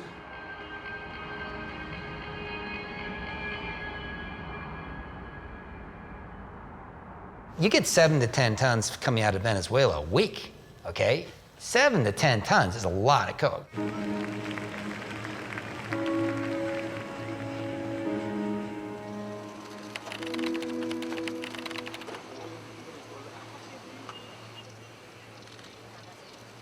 This partnership, this narco-terrorist partnership is emerging between the government of Venezuela under Hugo Chavez and the Iranians and Hezbollah. Le damos la bienvenida a un insigne líder como usted, líder de un pueblo heroico, el pueblo iraní, y líder de una revolución, hermana de la revolución venezolana, la revolución islámica. Hoy Venezuela está de júbilo. Bienvenido, hermano. Salam alaikum.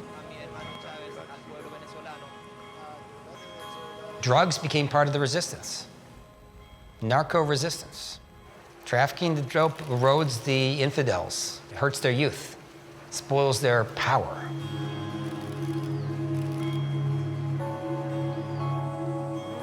We started to see some really higher-level Venezuelan officials, persons like Tarek El-Assami, who's the former Minister of Interior and I believe the former Vice President. He's of Lebanese Syrian descent, ties back to that part of the world. Tarek is one of those really powerful officials who has so much influence in a country that he allows the system to operate. He allows the drug traffickers to be protected. He allows flights to leave without people doing their job and inspecting it. He allows travel documents to be issued for persons in other countries that otherwise might not be eligible for receiving those travel documents. He allows massive amounts of monies to be laundered through formal financial institutions.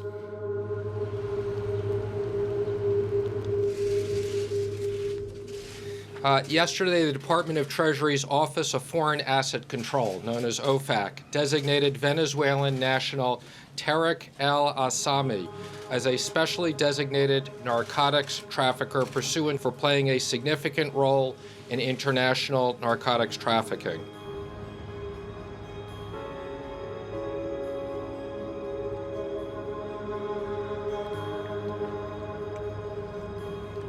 Hezbollah wanted to get closer and closer to being involved in the distribution and laundering. So they became sort of an end-to-end element in the drug trafficking. You know, not something you normally see a terrorist organization do. When it came to the drug business, these guys were eager to make a buck and very aggressive and not necessarily that careful. ولطالما سعوا للنيل منه خلال أكثر من 20 عاماً إلى أن اختاره الله تعالى شهيداً على يد قتلة أنبيائه والمفسدين في أرضه الذين يعرفون.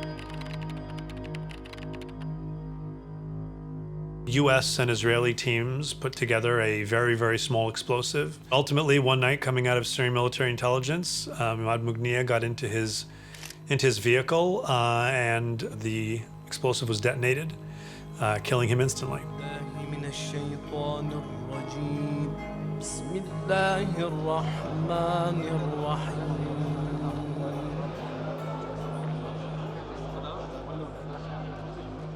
Rahimahullah. The man whose existence was denied during life, but in death embraced.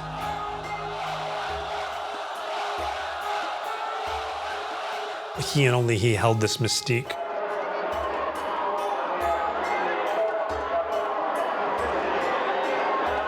The removal of Imad Mughniya, I think, was a very significant takedown for the organization.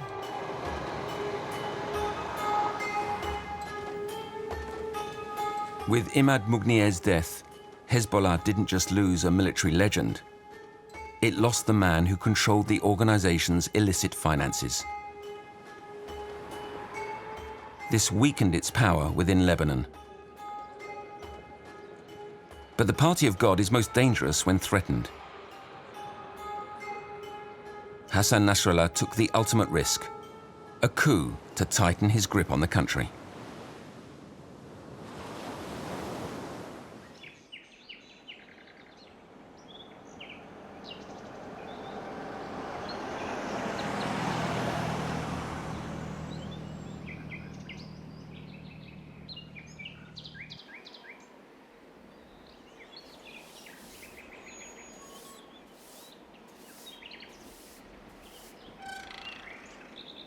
Ce jour-là, Beyrouth se vide totalement. L'armée libanaise disparaît comme par enchantement. Et le chef d'état-major, qui était un ami, m'a dit « Sors de chez toi, utilise une voiture blindée, ne t'arrête à aucun barrage. Fonce à travers les barrages et si on tire sur toi, riposte, que tes gens ripostent. » Je suis ministre en fonction.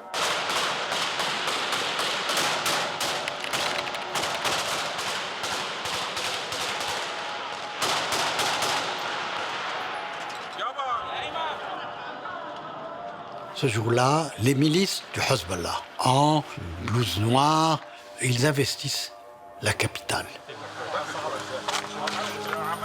Exactement comme la marche de Mussolini sur Rome.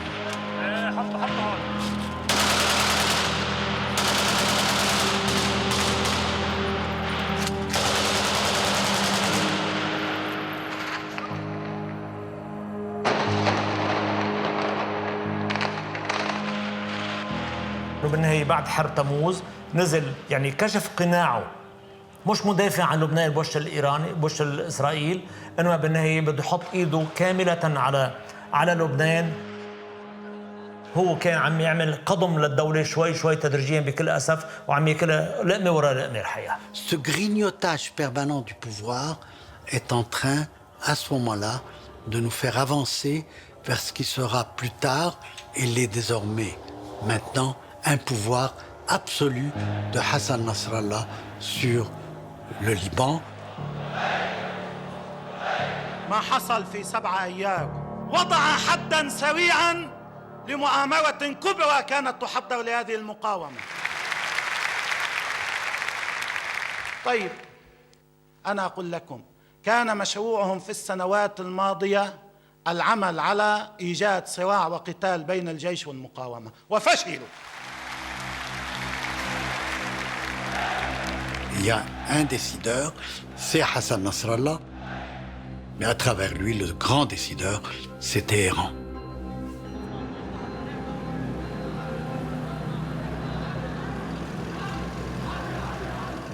إذا أنا بشوفها كانت محاولة انقلاب أو وضع يد كاملة على كل لبنان تنفيذاً للأجندة تبعته أو الاستراتيجية تبعته إنه تحويل لبنان إلى ولاية إيرانية.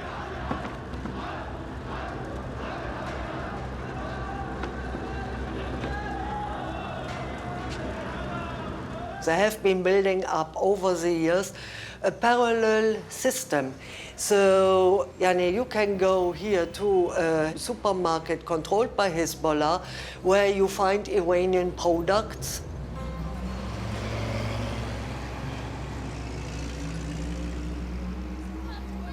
There are hospitals under the control of Hezbollah.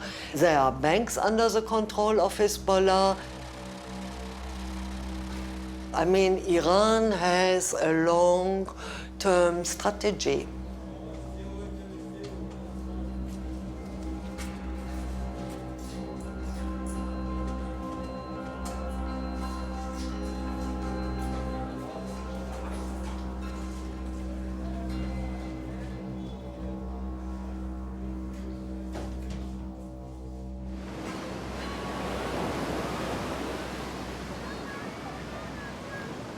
يعني اليوم استراتيجيتهم هي كان في وهم تاريخي انه نعيد انشاء الامبراطوريه الفارسيه القديمه اللي وصلت لشواطئ البحر المتوسط سابقا. Thanks to Iran's unfailing support, Hezbollah has considerable control over Lebanese political, economic, and judicial life. But in its impossible investigation, the D.E.A. had a significant advantage. It had unlimited means. By tracing Hezbollah's narco dollars, the D.E.A. reached the Shiite Empire's outpost, Africa, which is home to a large Lebanese community. So during Project Cassandra, we actually identified probably one of the biggest trade-based money laundering schemes that I'm aware of to support terrorist organization like Hezbollah. West Africa was a hub for global cocaine trafficking around the world. And so we started putting a lot of resources into West Africa. We had aerial photos in 2006, and the land was completely vacant along the coastline. There's just these big stretches of beach. And then in 2007, you start to see these used car lots start emerging. By 2008, they're full of cars, like 30, 40,000 cars a week are going through these car lots. We didn't really understand it. I mean, nothing wrong with importing cars and doing, international car business. It's a legal business.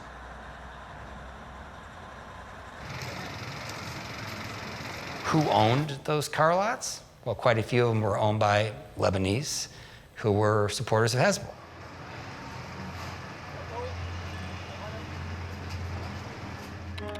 Ali Karoubi was living in Benin. He was one of the main guys that established working with Aman Juma and all of these guys that were establishing Hezbollah's operations in Africa. They would take the drug money, buy used cars, send those used cars to West Africa, sell the used cars, then send the money, the clean money, back to Lebanon.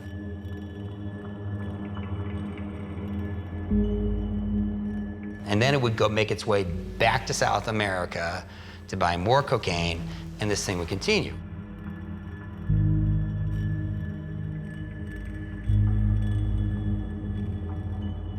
And the beauty of it is there were legitimate business owners that were making money. People in West Africa were getting cars, so they were happy, right? And Hezbollah, under the radar, was getting their cut of the profits to develop the cash flow that they needed to carry out their global agenda. أما تبييض الأموال، أي تبييض أموال، نحن ما عندنا حسابات لا في البنوك ولا لدينا شركات تجارية. هناك أفراد لديهم تجارات، لديهم مصالح، لكن هم شيعة. يمكن يكون بعض الأفراد عنده أعمال مخالفة للقانون أو ما شابه، شو لنا علاقة نحن بالموضوع؟ We estimated about $200 million a month was being generated from this scheme. That's over, do the math, right? 200 billion times 12, right? That's $2.4 billion annually.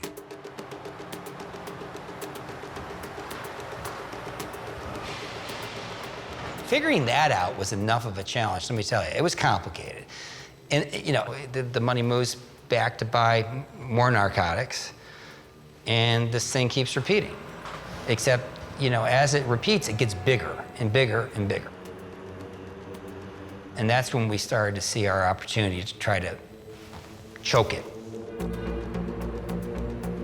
Hezbollah had a plan in place, and then that was, let's take over a bank. And the easiest way to do that was in Lebanon. By 2009, 2010, when we started to look at the Lebanese Canadian bank seriously, we wanted to figure out what this bank was doing, and then I wanted to penetrate the bank and get inside it. And we were Colombian drug traffickers. Not me, my guys. And money launderers. And what was the relationship between Lebanese Canadian Bank and Hezbollah? We later learned that, in effect, Hezbollah had about a 28% ownership of Lebanese Canadian Bank.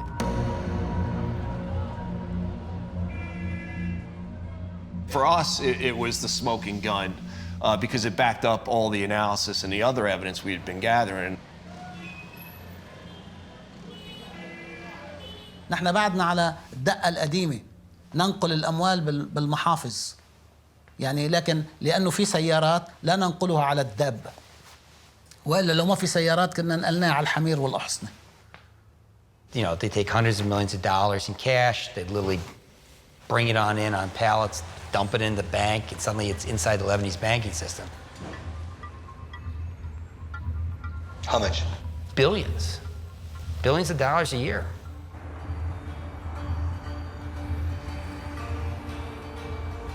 Hezbollah accounts through credits and debits moved $5 billion in 18 months, just through Lebanese Canadian bank accounts. That shows you the significant amount of money. And I wanted to target that bank. And then I wanted to bankrupt that bank. And that's exactly what we did.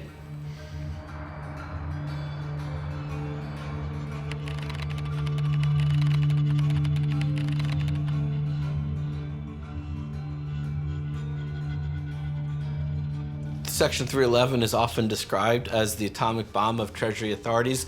So the practical result means that you lose, as a matter of law, your access to the U.S. financial system, in this case, Lebanese Canadian Bank. It becomes much, much more difficult to engage in any dollar transactions. Informally, you'll probably lose almost all of your financial relationships anywhere in the world.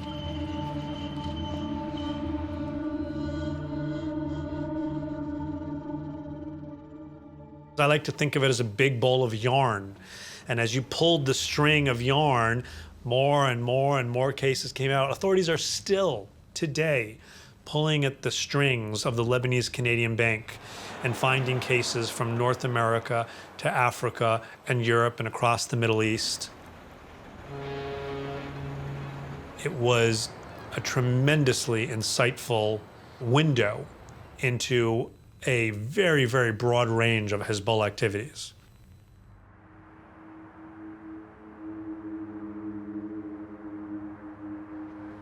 The dismantling of the Lebanese Canadian Bank was a precious victory for the D.E.A.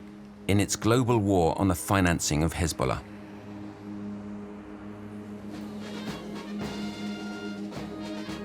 The vice was tightening on the Shiite Islamist organization. After several years of obstruction, the inquiry into Rafi Hariri's assassination was reopened. The UN established the Special Tribunal for Lebanon. For the first time, the divine impunity of the Party of God was publicly questioned. The creation of the Special Tribunal for Lebanon is the result of a tragedy. The killing of a former prime minister and of 22 other persons. The STL is the first international anti-terrorist tribunal. The creation of the tribunal was a political decision. Its operation, however, is and must remain above politics. The Special Tribunal for Lebanon is now in session. L'audience du tribunal spécial pour le Liban est ouverte. Please be seated. Veuillez vous asseoir.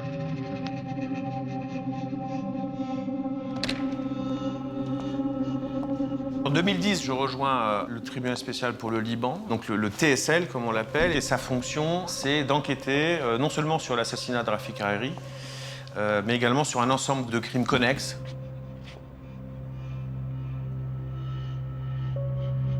Une enquête délicate parce qu'on travaille à l'étranger, dans un contexte difficile, de tension évidemment. On se déplaçait avec des véhicules protégés, il y avait de multiples contrôles, des checkpoints, on habitait dans des endroits spécifiquement gardés. On s'entoure de 1000 précautions parce que les enquêteurs étaient quand même visés.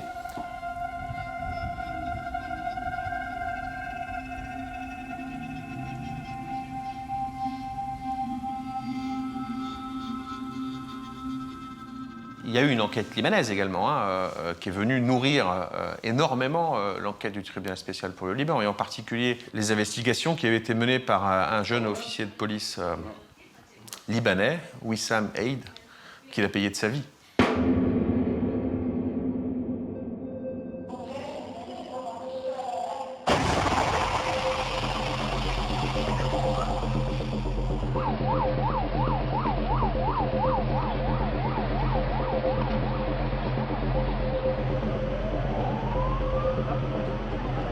بهالوقت هذا كان وسام عيد عم يطلع على منطقة وجود المحقق الدولي، يشرح لهم من وقت لوقت كل التفاصيل والأدلة اللي عملها مبدئيا. بإحدى الزيارات هو رجع منها بكل أسف، فجروا له موكبه وقتلوه الحقيقة.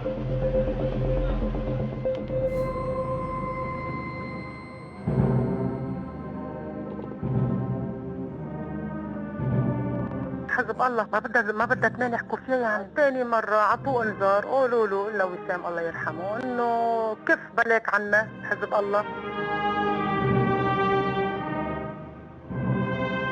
ما في جريمة كاملة، دائما في فجوة نمسك الحقيقة بالتحقيق. أنت بدك طرف خيط صغير تمام الحقيقة. Nearly 6 years on, and the assassination of former Lebanese Prime Minister Rafik Hariri remains officially unsolved. It is not for lack of evidence, evidence which points directly and indirectly to Hezbollah.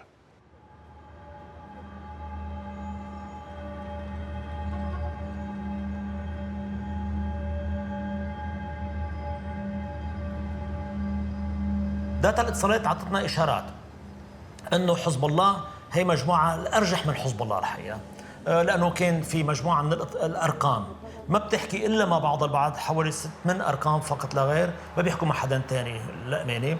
وهي الارقام شفناها انه كانت دائما وراء رفيق الحريري.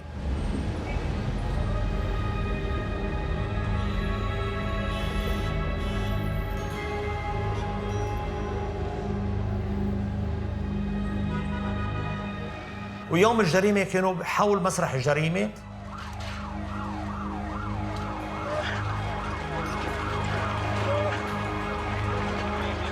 نحن نعتبر أن كل الأدلة هي أدلة ظرفية مبنية على الاتصالات وعلى قاعدة الاحتمالات غير الموثوقة، وفي آن معا هناك لعب بشبكة الاتصالات بطريقة غير عادية، وحزب الله لا علاقة له بالتفجير والاغتيال.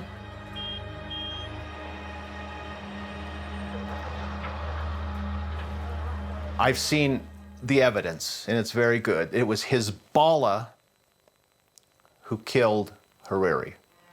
You cannot fake this evidence. And if any Lebanese say, oh, they made this shit up, the CIA did, they're stupid. They're liars, stupid or liars. The indictment charges each of the four accused, that's Mr. Salim Jamil Ayash, Mr. Mustafa Amin Badruddin, Mr. Hussein Hassan Onisi, and Mr. Assad Hassan Sabra, with 4 crimes contrary to Lebanese law. We then decided to proceed to trial in absentia. يخطئ من يتصور هذا المستعجل بده يطلع القراوي الظني يخطئ من يتصور أننا سنسمح بتوقيف أو اعتقال أحد من مجاهدينا وأن اليد التي ستمتد إلى أي واحد منهم ستقطع.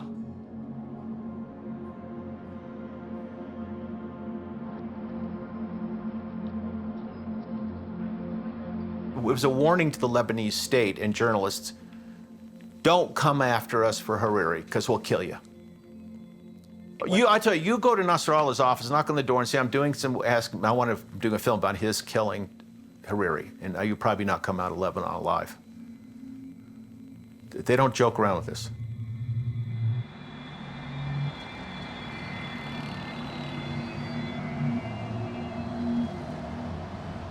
Tout ce qui est justice internationale, loi internationale, mandat d'arrêt internationaux, tout ceci n'a aucune valeur chez eux.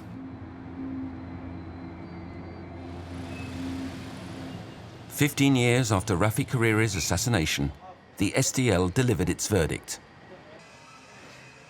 3 members of Hezbollah received life sentences. They've never been arrested. The 4th defendant, a top-ranking Hezbollah member, is presumed dead. Impunity continues, whilst its clandestine financing networks are recreated on other continents.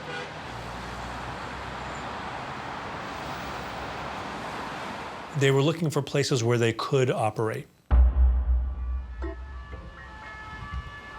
Europe is important for Hezbollah for lots of reasons. It is a place where Hezbollah can raise a lot of money. It is a place where it can carry out operations. It is close to Lebanon.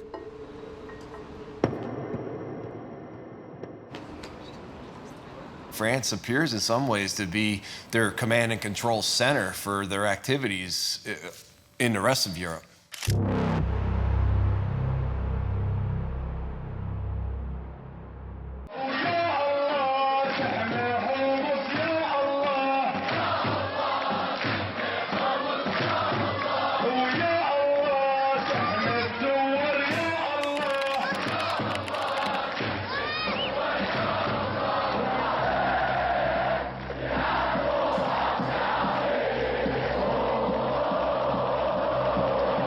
Cela fait 100 jours que le peuple syrien proteste contre le régime du président Bachar al-Assad. Et la contestation ne faiblit pas, la répression non plus.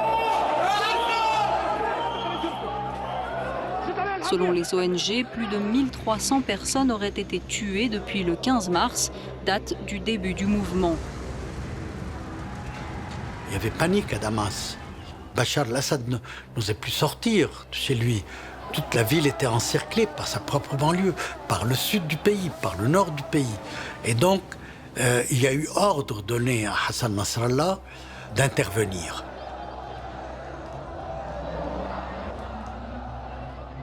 نحن حلفاء لسوريا.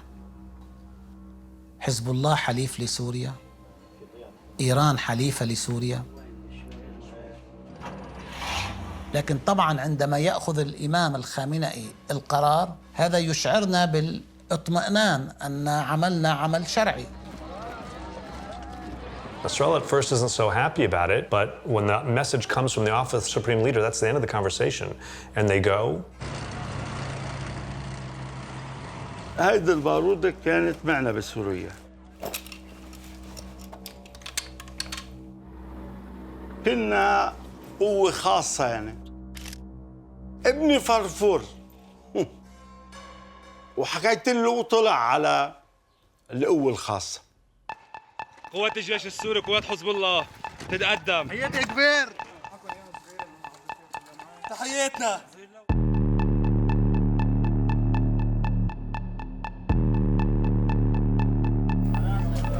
بإذن الله كلكم شهداء.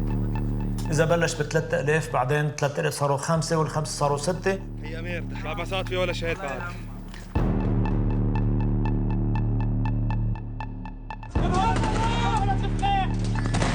It's completely a new Hezbollah because it's a regular army with surface-to-air missiles and units.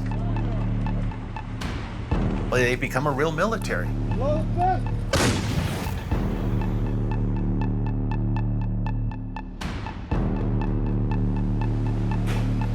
Project Cassandra identified a component known as the business affairs component. Their primary role was to establish the drug trafficking operations to generate the revenue.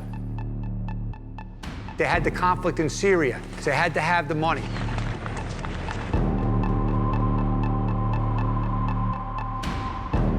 Ruim 8 ton cocaïne, €0,5 miljard straatwaarde. We had a really successful 2014 against the Hezbollah, culminating over a course of 3 weeks of a season over 8 tons of cocaine out of the port in Rotterdam.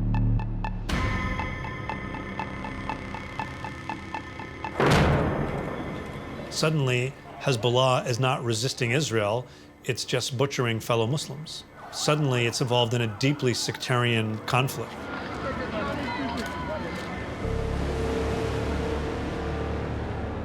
These people are like the mafia, like the guys who sit around the table with Tony Soprano.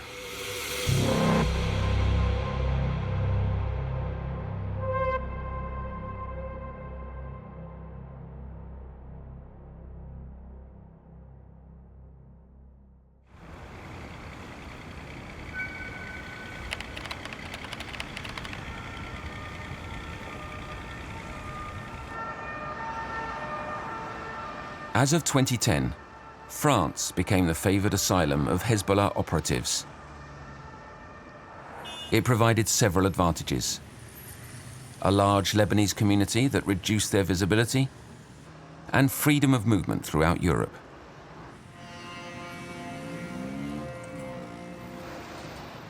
Paris was chosen as the beachhead to launder drug money.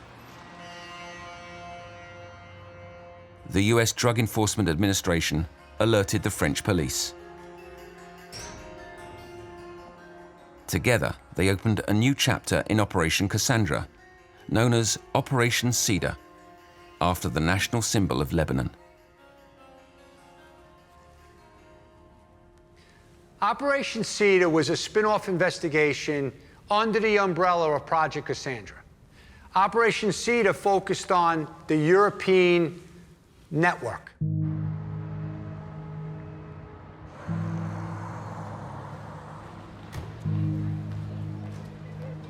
The leaders of now our operations in Europe is really Captain Mugg and his team.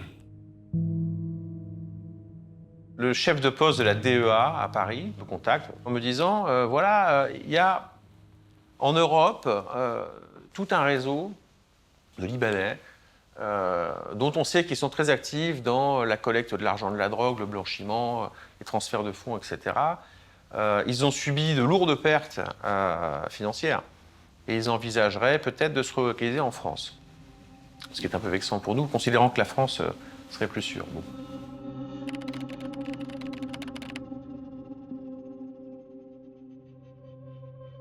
Ces enquêteurs américains me communiquent en fait un simple numéro de téléphone en me disant voilà, c'est le numéro du coursier qui va venir collecter l'argent. Très bien, bon.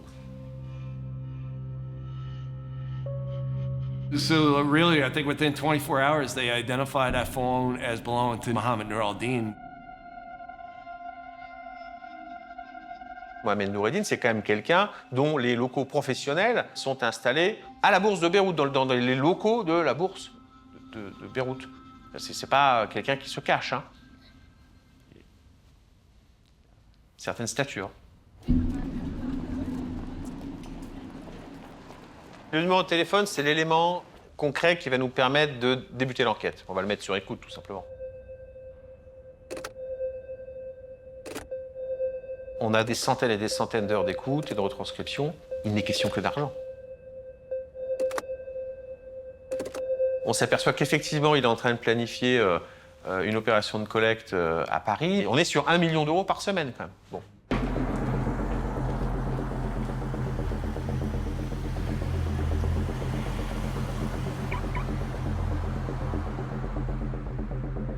Les collectes sont extrêmement rapides. Les gens s'entrevoient, hein. Ils récupèrent un sac, ils partent, ils ne comptent même pas. C'est-à-dire qu'il y a une confiance là. Hein. Tu vas aller récupérer 450 000 euros. Bon, il y a des noms de code. Hein. Alors, J'ai une Mercedes 500 à tel endroit, donc il y a 500 000 euros. Ou alors un camion c'est 1 million. Bon, voilà.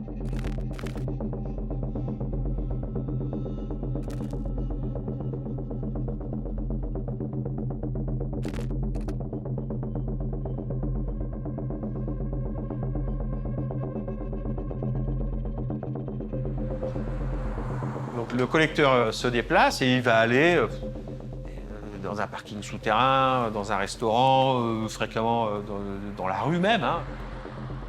Lorsque nous-mêmes nous avons participé à tout ça, ça s'est passé tout simplement sur les Champs-Élysées. Une voiture s'est garée, s'est postée à la hauteur de notre agent, l'échange a eu lieu et puis voilà.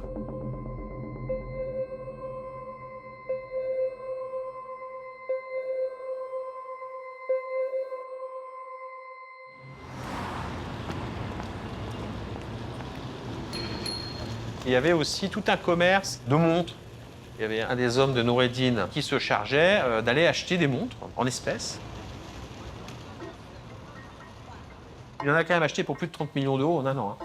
Il s'agissait de montres de très grand luxe. Bon, Rolex évidemment, Patek Philippe, Audemars Piguet. On a vu notamment une montre Patek Philippe qui a été acquise pour 700 000 euros en liquide. Hein. Et donc toutes ces montres étaient ensuite transportées physiquement jusqu'au Liban. Et là encore, avec des sociétés d'import-export, enfin tout ça, vous prenez des apparences un peu légales.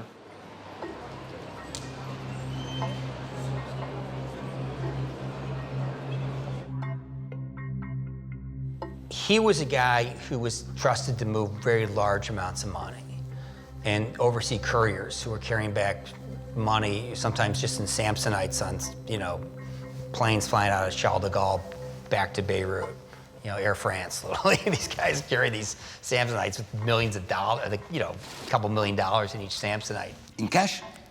Cash, it wasn't always like that, but sometimes it was that ridiculous. He was a super facilitator for drug money, make its way from Europe back to Lebanon, no doubt.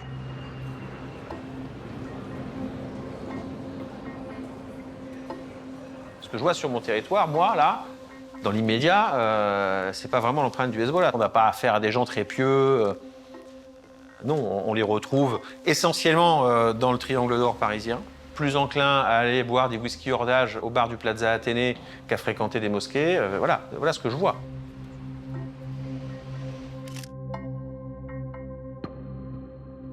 France appears in some ways to be their command and control center for their activities in the rest of Europe.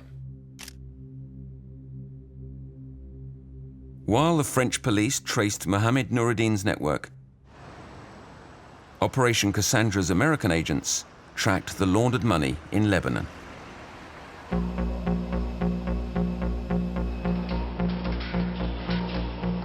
It led them to Eastern Europe in the footsteps of arms traffickers. The former socialist republics were full of armaments inherited from the Soviet Union. And among the gun dealers, the D.E.A. targeted the key man in the traffic, a Lebanese citizen who had opened doors in Ukraine and Russia. The agents call me up and they go, "Hey, have you ever heard of this Ali Fayed guy?" And I go, "Have I ever heard of Ali Fayed? Yeah, the guy's really significant. He's moving weapons for Iran and Hezbollah into the Middle East." Ali Fayed was a well-known, well-documented arms dealer who was working with Russians and Ukrainian arms dealers to provide Hezbollah weapons, right? And these guys, they were going to provide, RPGs, AK rifles, surface-to-air missiles. They had access to the most sophisticated weapon systems in the world.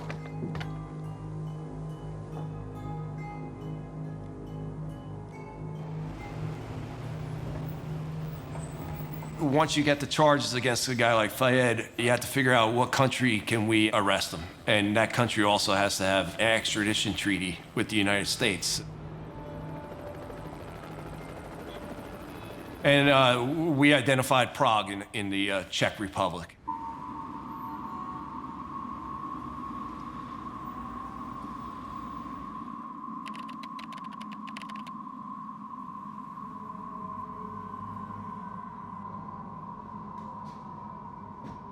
We infiltrated the network with our informants who portrayed themselves as members of the FARC in Colombia that needed weapons to kill Americans.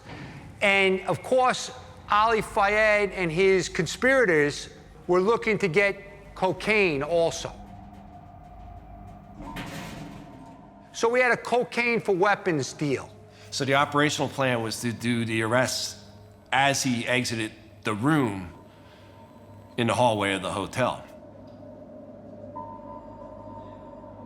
So the room was wired up for video and audio. And then at one point, one of the sources says, you know, we want anti-aircraft missiles to kill Americans in Colombia. And then after we kill these Americans, I'll cut off one of the Americans' heads and I will present it to you, Ali Fayed, as a present. And Ali Fayed jumped up from the couch and went over and hugged the undercover. Ali Fayed je jedním z trojice cizinců, které česká policie zadržela v dubnu 2014 v jednom z pražských hotelů. Spojené státy je podezírají, že chtěli prodat zbraně a drogy kolumbijským teroristům. Ali Fayed podle svého právníka sám pracuje pro libanonskou tajnou službu.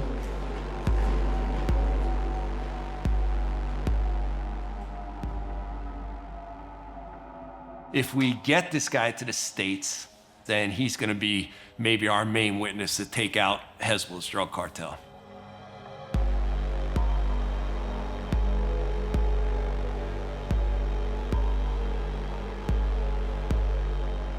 There's only one thing that could get in the way of his extradition is if Czech military intelligence gets involved. Military intelligence is very much under the influence still of Russia and Putin. And that could cause a major problem in the extradition of Fayed.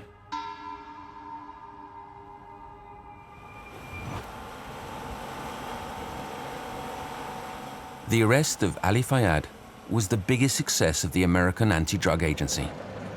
The arms dealer knew all the secrets of the war in Syria.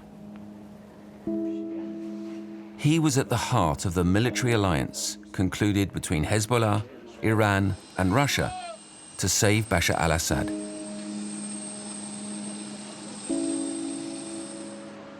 But the D.E.A. was stepping into a minefield. The criminal networks of the Party of God were protected by Moscow. The longer the war lasted, the more indispensable Hezbollah fighters became, and the more their need for weapons increased. The price to pay for this headlong rush was counted in the number of coffins that returned to Lebanon. When the first Hezbollah fighters were killed, a cemetery opened for the so-called martyrs who were falling in Syria.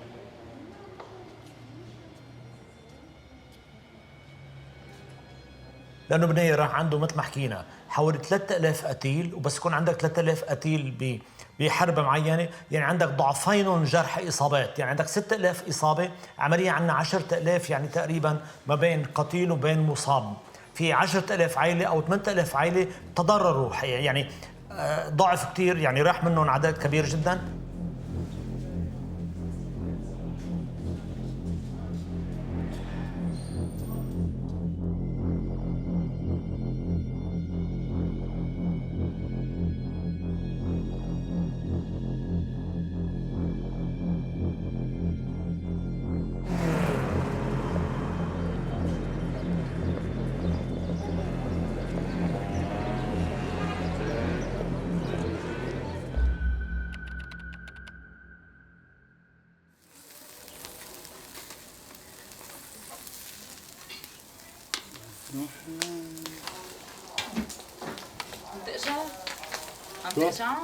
طبعا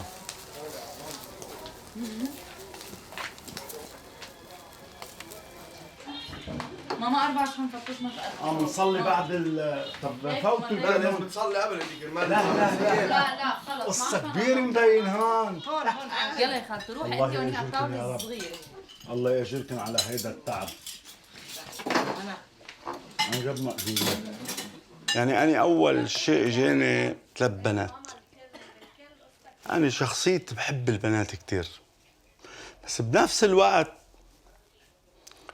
بحب بيجيني صبي أو صبيان لحتى يكونوا هك إنه افرح فيهم يكونوا بهيدي الميادين، ميادين الجهاد. طبعا هلا كمال ناحية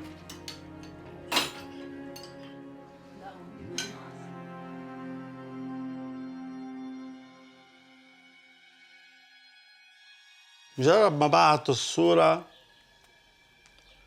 يعني حسيت إنه أنا ما عادش بدي رح أشوف محمد. حسيت حالي إنه أنا بدي أشوف صورة محمد بس. بس قلت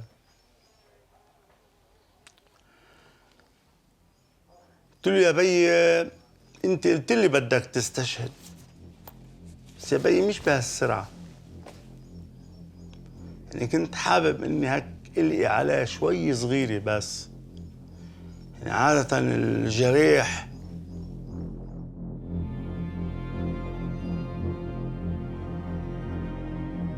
قلت له طلعت أشطر من بيك يا بي، قلت له طلعت أشطر مني.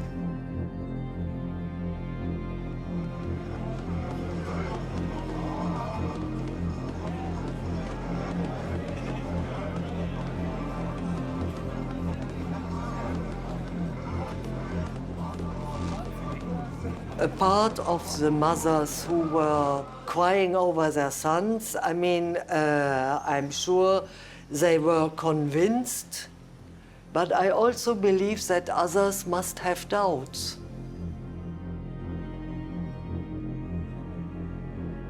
How far indoctrination can go, but from history we also know it can go very far. القادم من مقام الحوراء الطيب هنيئا لك الشهادة لبيك يا زينب لبيك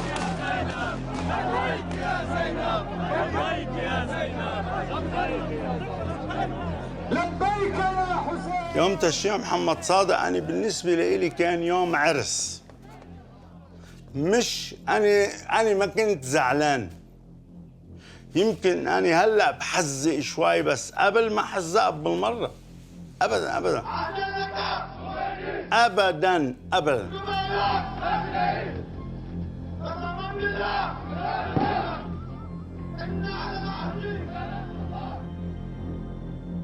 Hezbollah should know that Iran will fight to the last Hezbollah member. You know, look what happened in Syria. All the Hezbollah members died. How many Iranians died? Not many. What did they get in return? Not much. They come back to their bankrupt economy, bankrupt banking system.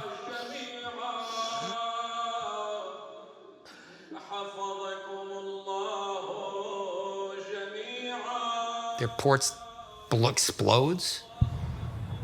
I mean, it's like Dante's gates of hell, you know. But we could go further down the cycle. You know, there's more gates that we can approach here in the future.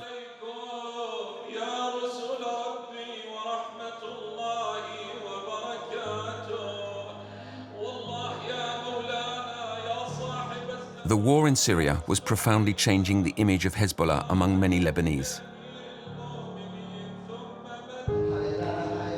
Yesterday considered as heroes, the fighters lost their aura of resistance fighters and were perceived as an army of mercenaries. Party leaders also changed. In their telephone tapping, the French and American investigators heard only about drugs, weapons, and money, just like in the mafia.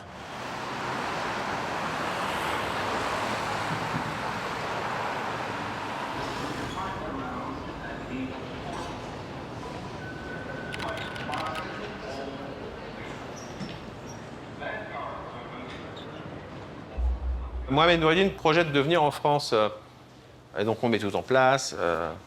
On était parfaitement prêts à le recevoir.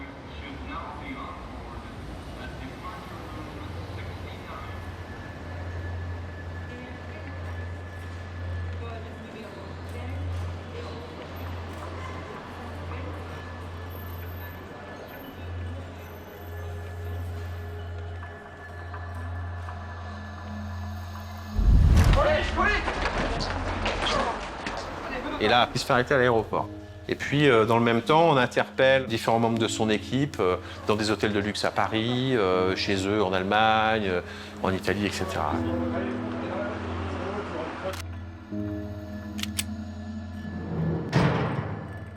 Ah ben, il nie tout en bloc. Hein. Il explique que non, il n'a pas organisé de collecte, il n'est pas à la tête d'un réseau de blanchiment, etc. Bon. Et puis, il finit par reconnaître à minima les choses qui sont absolument irréfutables, tout en minimisant constamment son rôle. We found out that the cocaine proceeds that Nur al-Din was coordinating at that time was the main funding mechanism to provide financial support to Hezbollah's purchase of arms out of Eastern Europe and Russia to send to Syria, basically.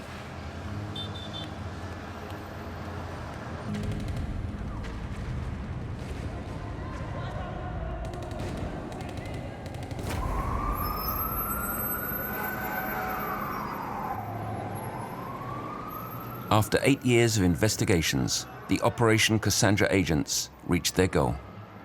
They discovered a secret organization within Hezbollah in charge of coordinating funding for the war in Syria, and more broadly, all the clandestine military operations led by the party. We were receiving information about this shadowy group within Hezbollah. And we'd hear things like, oh, they're called the financial unit. They're called the banking unit. Jack Kelly and the team in Project Cassandra identified a component known as the business affairs component.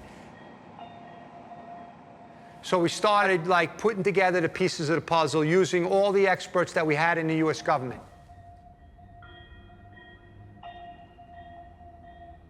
What's going on here? How do you connect all these dots? You know, it's like trying to solve a mystery.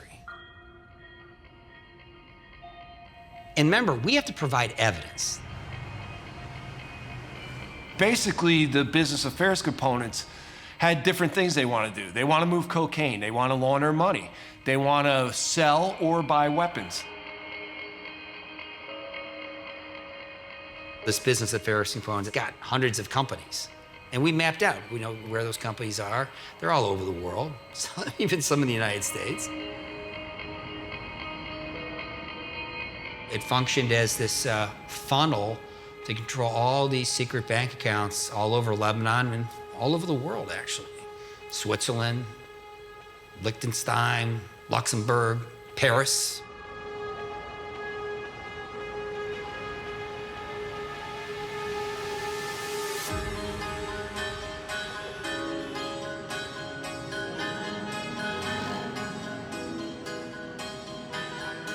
Business affairs component makes probably over $1 billion a year in criminal proceeds.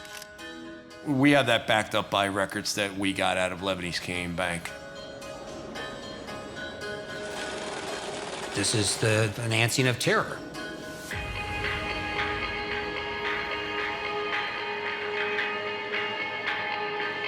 We found out that the cocaine proceeds that Nur al-Din was coordinating was under the leadership directly of Adham Tabaja.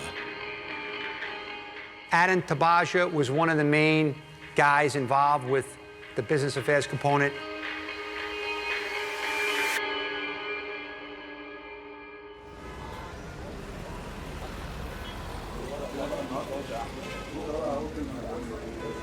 Tabaja, en fait, c'est l'entrepreneur libanais important qui possède un très gros groupe de construction. Et en fait, dans le dossier, il apparaît parce qu'il est en relation avec Mohamed Noureddin.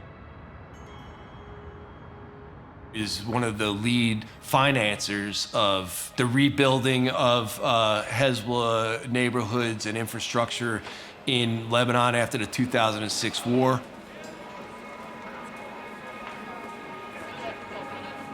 And who's the guy who's the money master for them? Well, Abdallah Safi al-Din.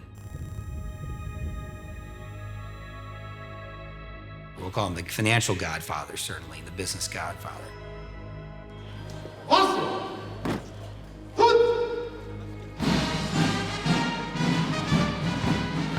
Abdullah Safi al-Din was Hezbollah's ambassador to Iran. Obviously, Abdullah Safi al-Din had connections in very high levels of the Iranian government. What Tehran needs Hezbollah to do, Abdullah Safi al-Din runs it. His clan is basically Hezbollah royalty.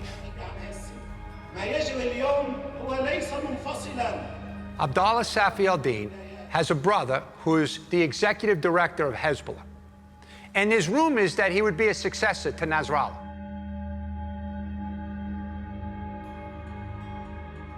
Once you get to their level, you're above being a Hezbollah member.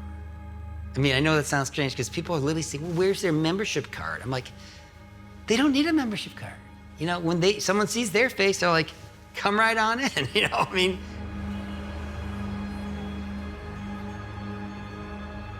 So when you find, as US investigators did, Abdullah Safi al-Din involved in illicit financial activities from Iraq to South America to Europe, coming up over and over again, like that gets your attention.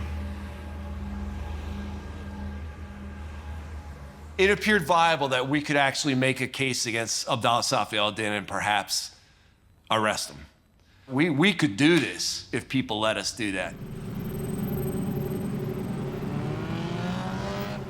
Operation Cassandra was approaching its moment of truth. If US investigators got the green light to arrest Abdullah Safi al-Din, they would be able to decapitate the hidden leadership of Hezbollah. At the same time, they were hearing a new tune. The United States was starting negotiations on nuclear power with the Islamic Republic of Iran. Yet Iran was Hezbollah's historical sponsor.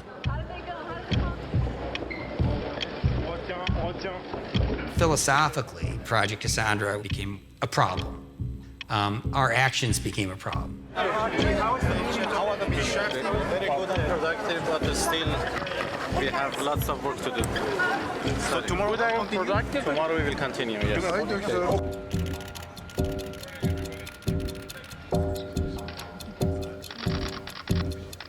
The Iranians started to complain about it in the talks. I've heard this from people who are there. They complained. They said these D.E.A. people are past, you should control them. They're out of control. That's usually what you do want to shut somebody down.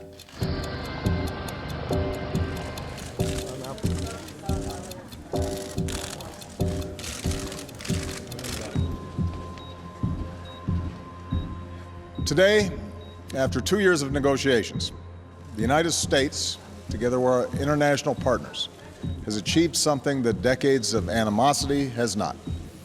A comprehensive long-term deal with Iran that will prevent it from obtaining a nuclear weapon. This deal demonstrates that American diplomacy can bring about real and meaningful change. Change that makes our country and the world safer and more secure. Barack Obama chose to sign peace with Tehran, an agreement hailed by the international community.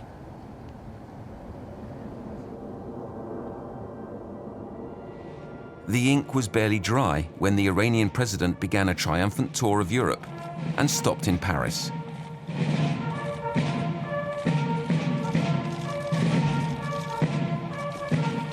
After the dirty war of the 80s, he came to celebrate the return of business. Aujourd'hui, le président Rouhani est à Paris.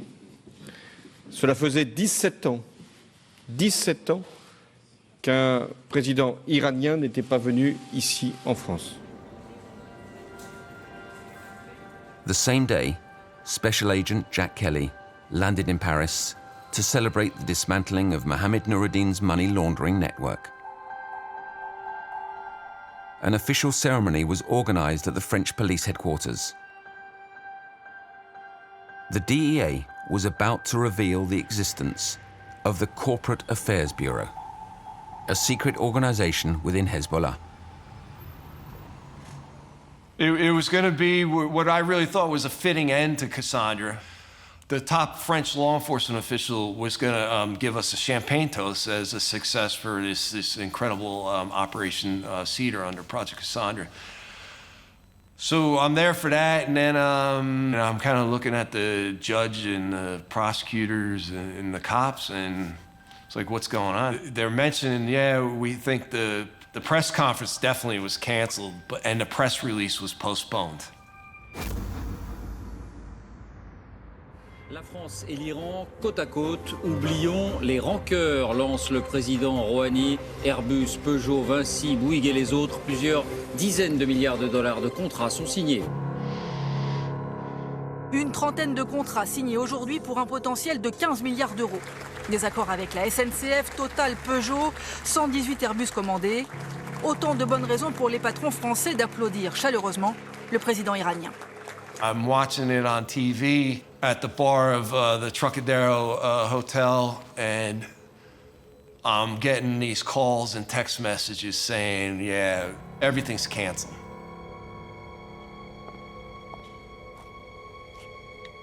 It was a horrible day. I couldn't believe it.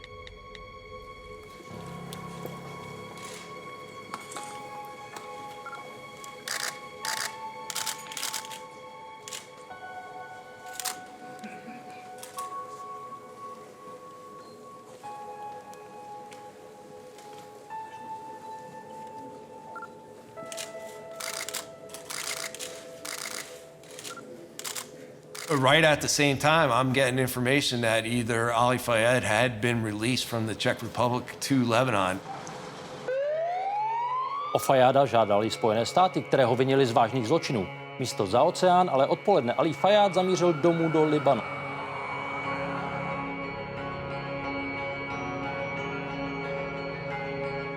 Ali Fayed, he went back to Lebanon.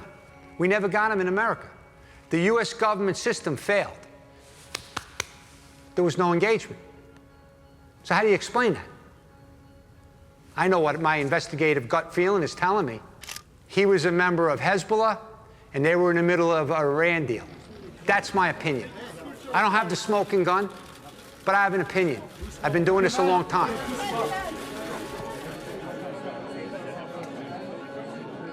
I think the entire Project Cassandra scared many people around the world.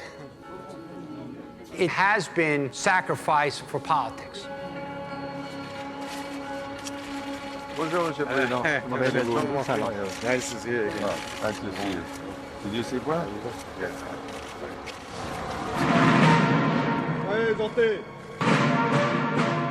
When I met Asher in 2008, he told me really from the beginning, Jack, I want to tell you right now, ultimately, I can guarantee you that somewhere along the way, the White House, whoever's White House it is going to shut us down. Because if we get to where I think we're going to get, it's going to be too much for some people. And that's exactly what happened to me. And his prediction was true. You know, I told Jack, the higher up you go, the more people know, the more they're going to want to stop this. Right when we were in the jaws of victory, victory was snatched from us. And I also knew right at the same time that I'd just been transferred via memo out of Special Operations Division off of Project Cassandra to a desk job at headquarters.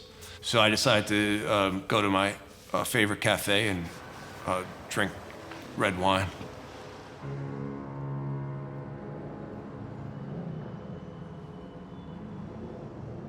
Hezbollah had won.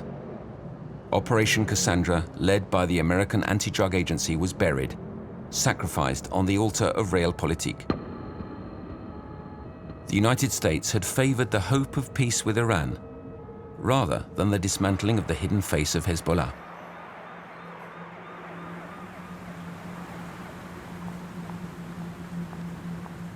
Cassandra was part of Greek mythology, is that she was warning leaders of impending catastrophes and disasters, and her warnings would always get ignored, and then the disasters and catastrophes would eventually happen. So Cassandra was always right, but nobody paid attention to her, and they would dismiss her, and they were skeptical.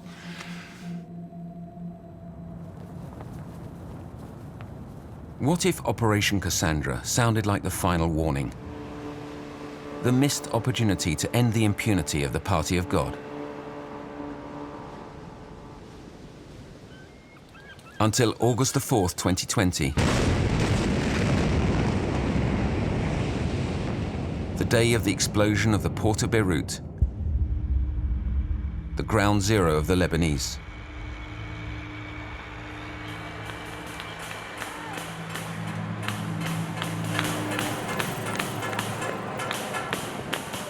In the aftermath of the catastrophe, the people turned against their leaders, especially against the all-powerful historic leader of Hezbollah, Hassan Nasrallah. The Lebanese demanded truth and justice, for once.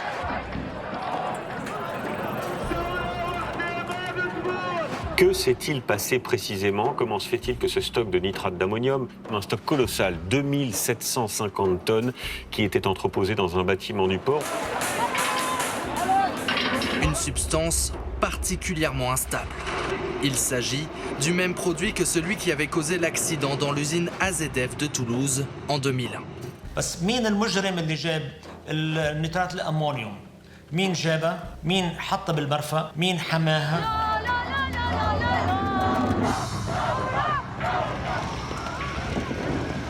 This hangar was controlled by the Hezbollah. This everybody knows, as well as the airport is controlled by Hezbollah.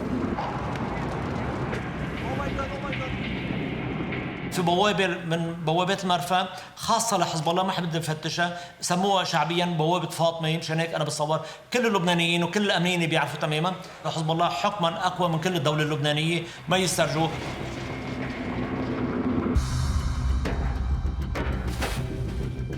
Au départ de cette négligence, il y a un crime principal que personne ne veut dévoiler.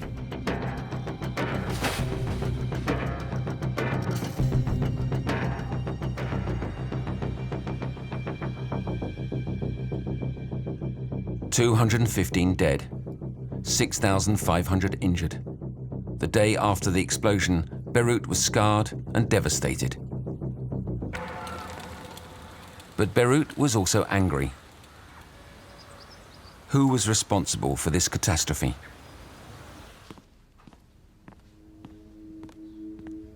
The official story is short and simple. There is a ship that came from Georgia to Lebanon. It was supposed to carry on to Mozambique, but it couldn't make it. So they removed the ammonium nitrate and they kept it in the warehouse.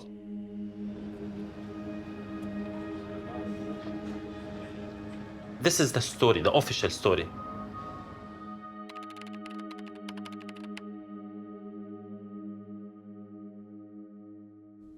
Ammonium nitrate is usually used either as a fertilizer or as an explosive. You know, the shipment that came to Lebanon, it was clear even on the backs that it was high density. It was written on the backs.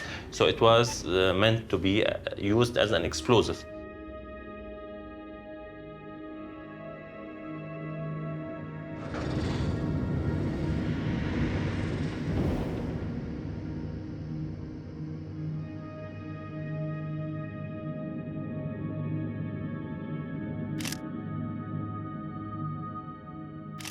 So this shipment stayed in the port for 7 years.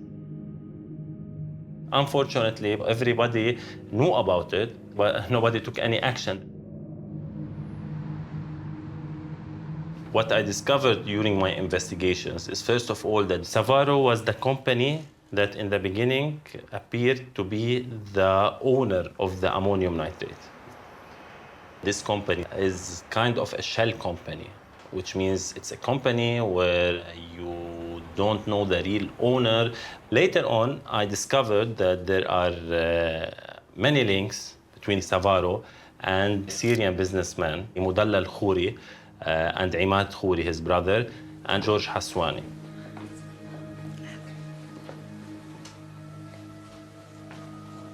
نحن لا نعرف سرقة سافارو ولم نسمع بها على الإطلاق إلا من خلال الزوبعة الإعلامية الأخيرة، ولا نعلم أنها مسجلة بنفس عنوان شركتنا. يعلم تمام المعرفة، لا علاقة له لا من قريب ولا من بعيد في هذا الموضوع. ما سبب القلق؟ ليش سبب القلق؟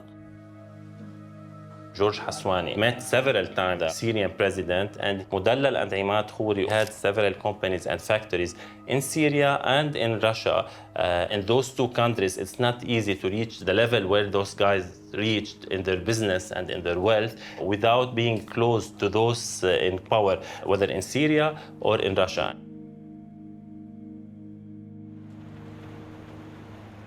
Most probably, this shipment was meant to reach in one way or another Syria in the time when the war was at its peak.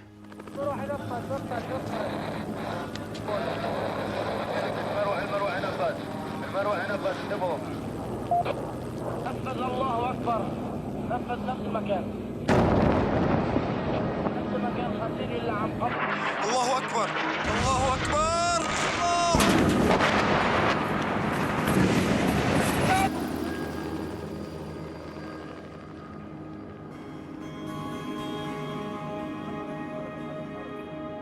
Studies done by the FBI actually said that according to the calculations they had done, what exploded in the port of Beirut was somewhere between 500 to 700 tons of ammonium nitrate.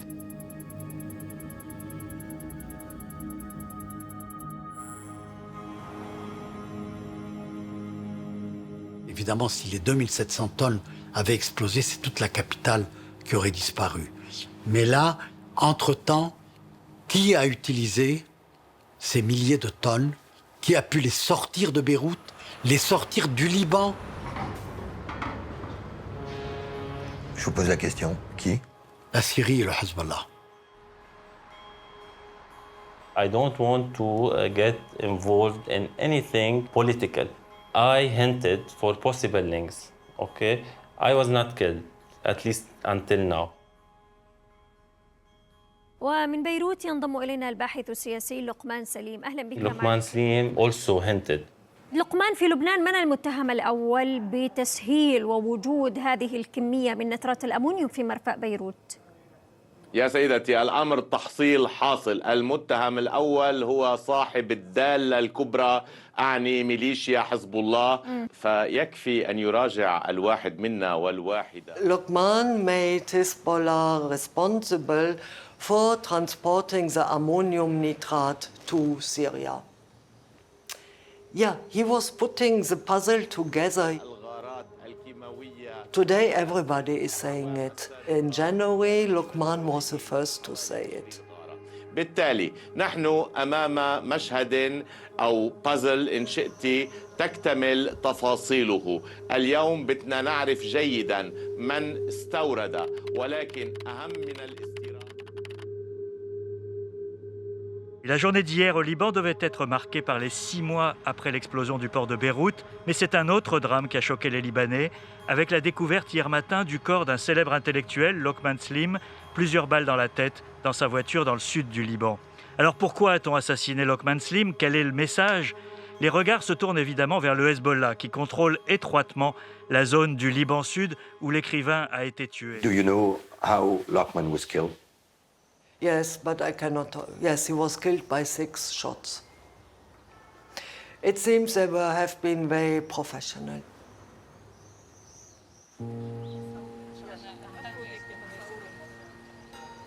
Hello. Moi, je suis vaccinée. Moi aussi.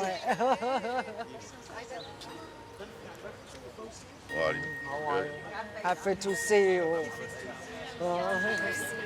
Merci, Amar. Me too. I came several times, but you were. Et je suis. Quand l'impression elle est en voyage, elle va revenir.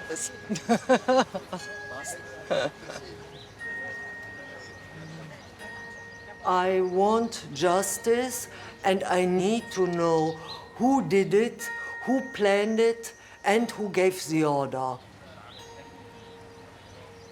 With the port explosion and the execution of Luqman, there is something which is broken. No, you cannot go back to normal life.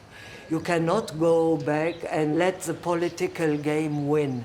No, we need, for both, we need accountability.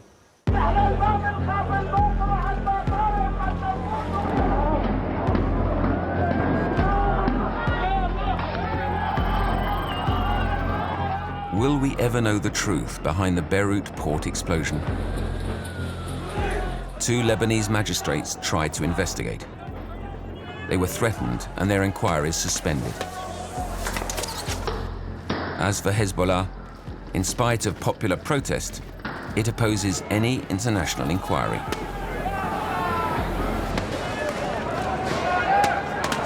Whether the Lebanese people will be able to know the complete truth, I doubt.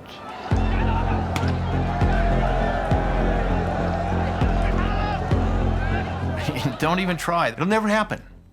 You'll be long in the grave centuries from now, and there will not be an answer to it.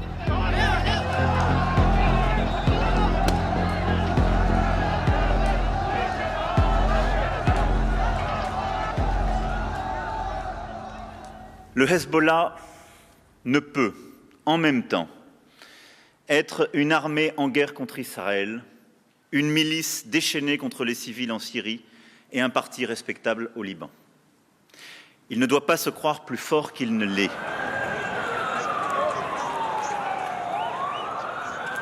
Vous avez un système de terreur qui s'est mis en place et que le Hezbollah a imposé.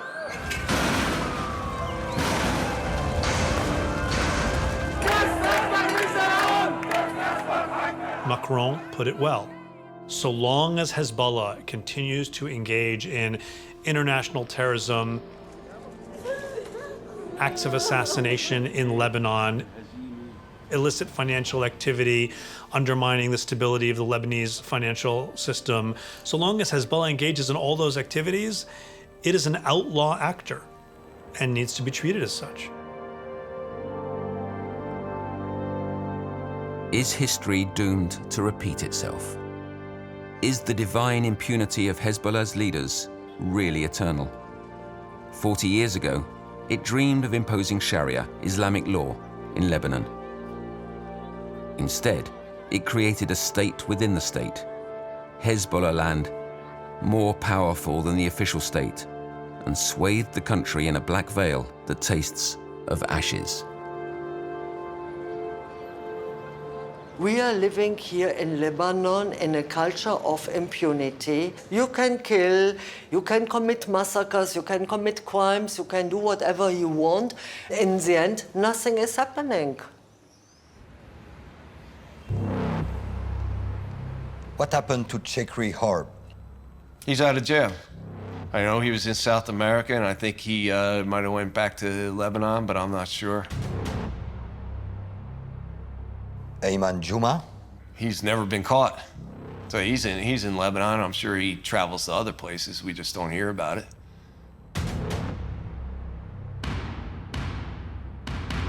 Ali Karoubi? Ali Karoubi, I don't think, never arrested, not jailed. Ali Fayed? Ali Fayed, he's certainly not in jail. Adam Tabaja? Adam Tabaja, not in jail. Safieddine? Never indicted, never captured, never arrested. Still the Hezbollah ambassador to Tehran, as far as I know.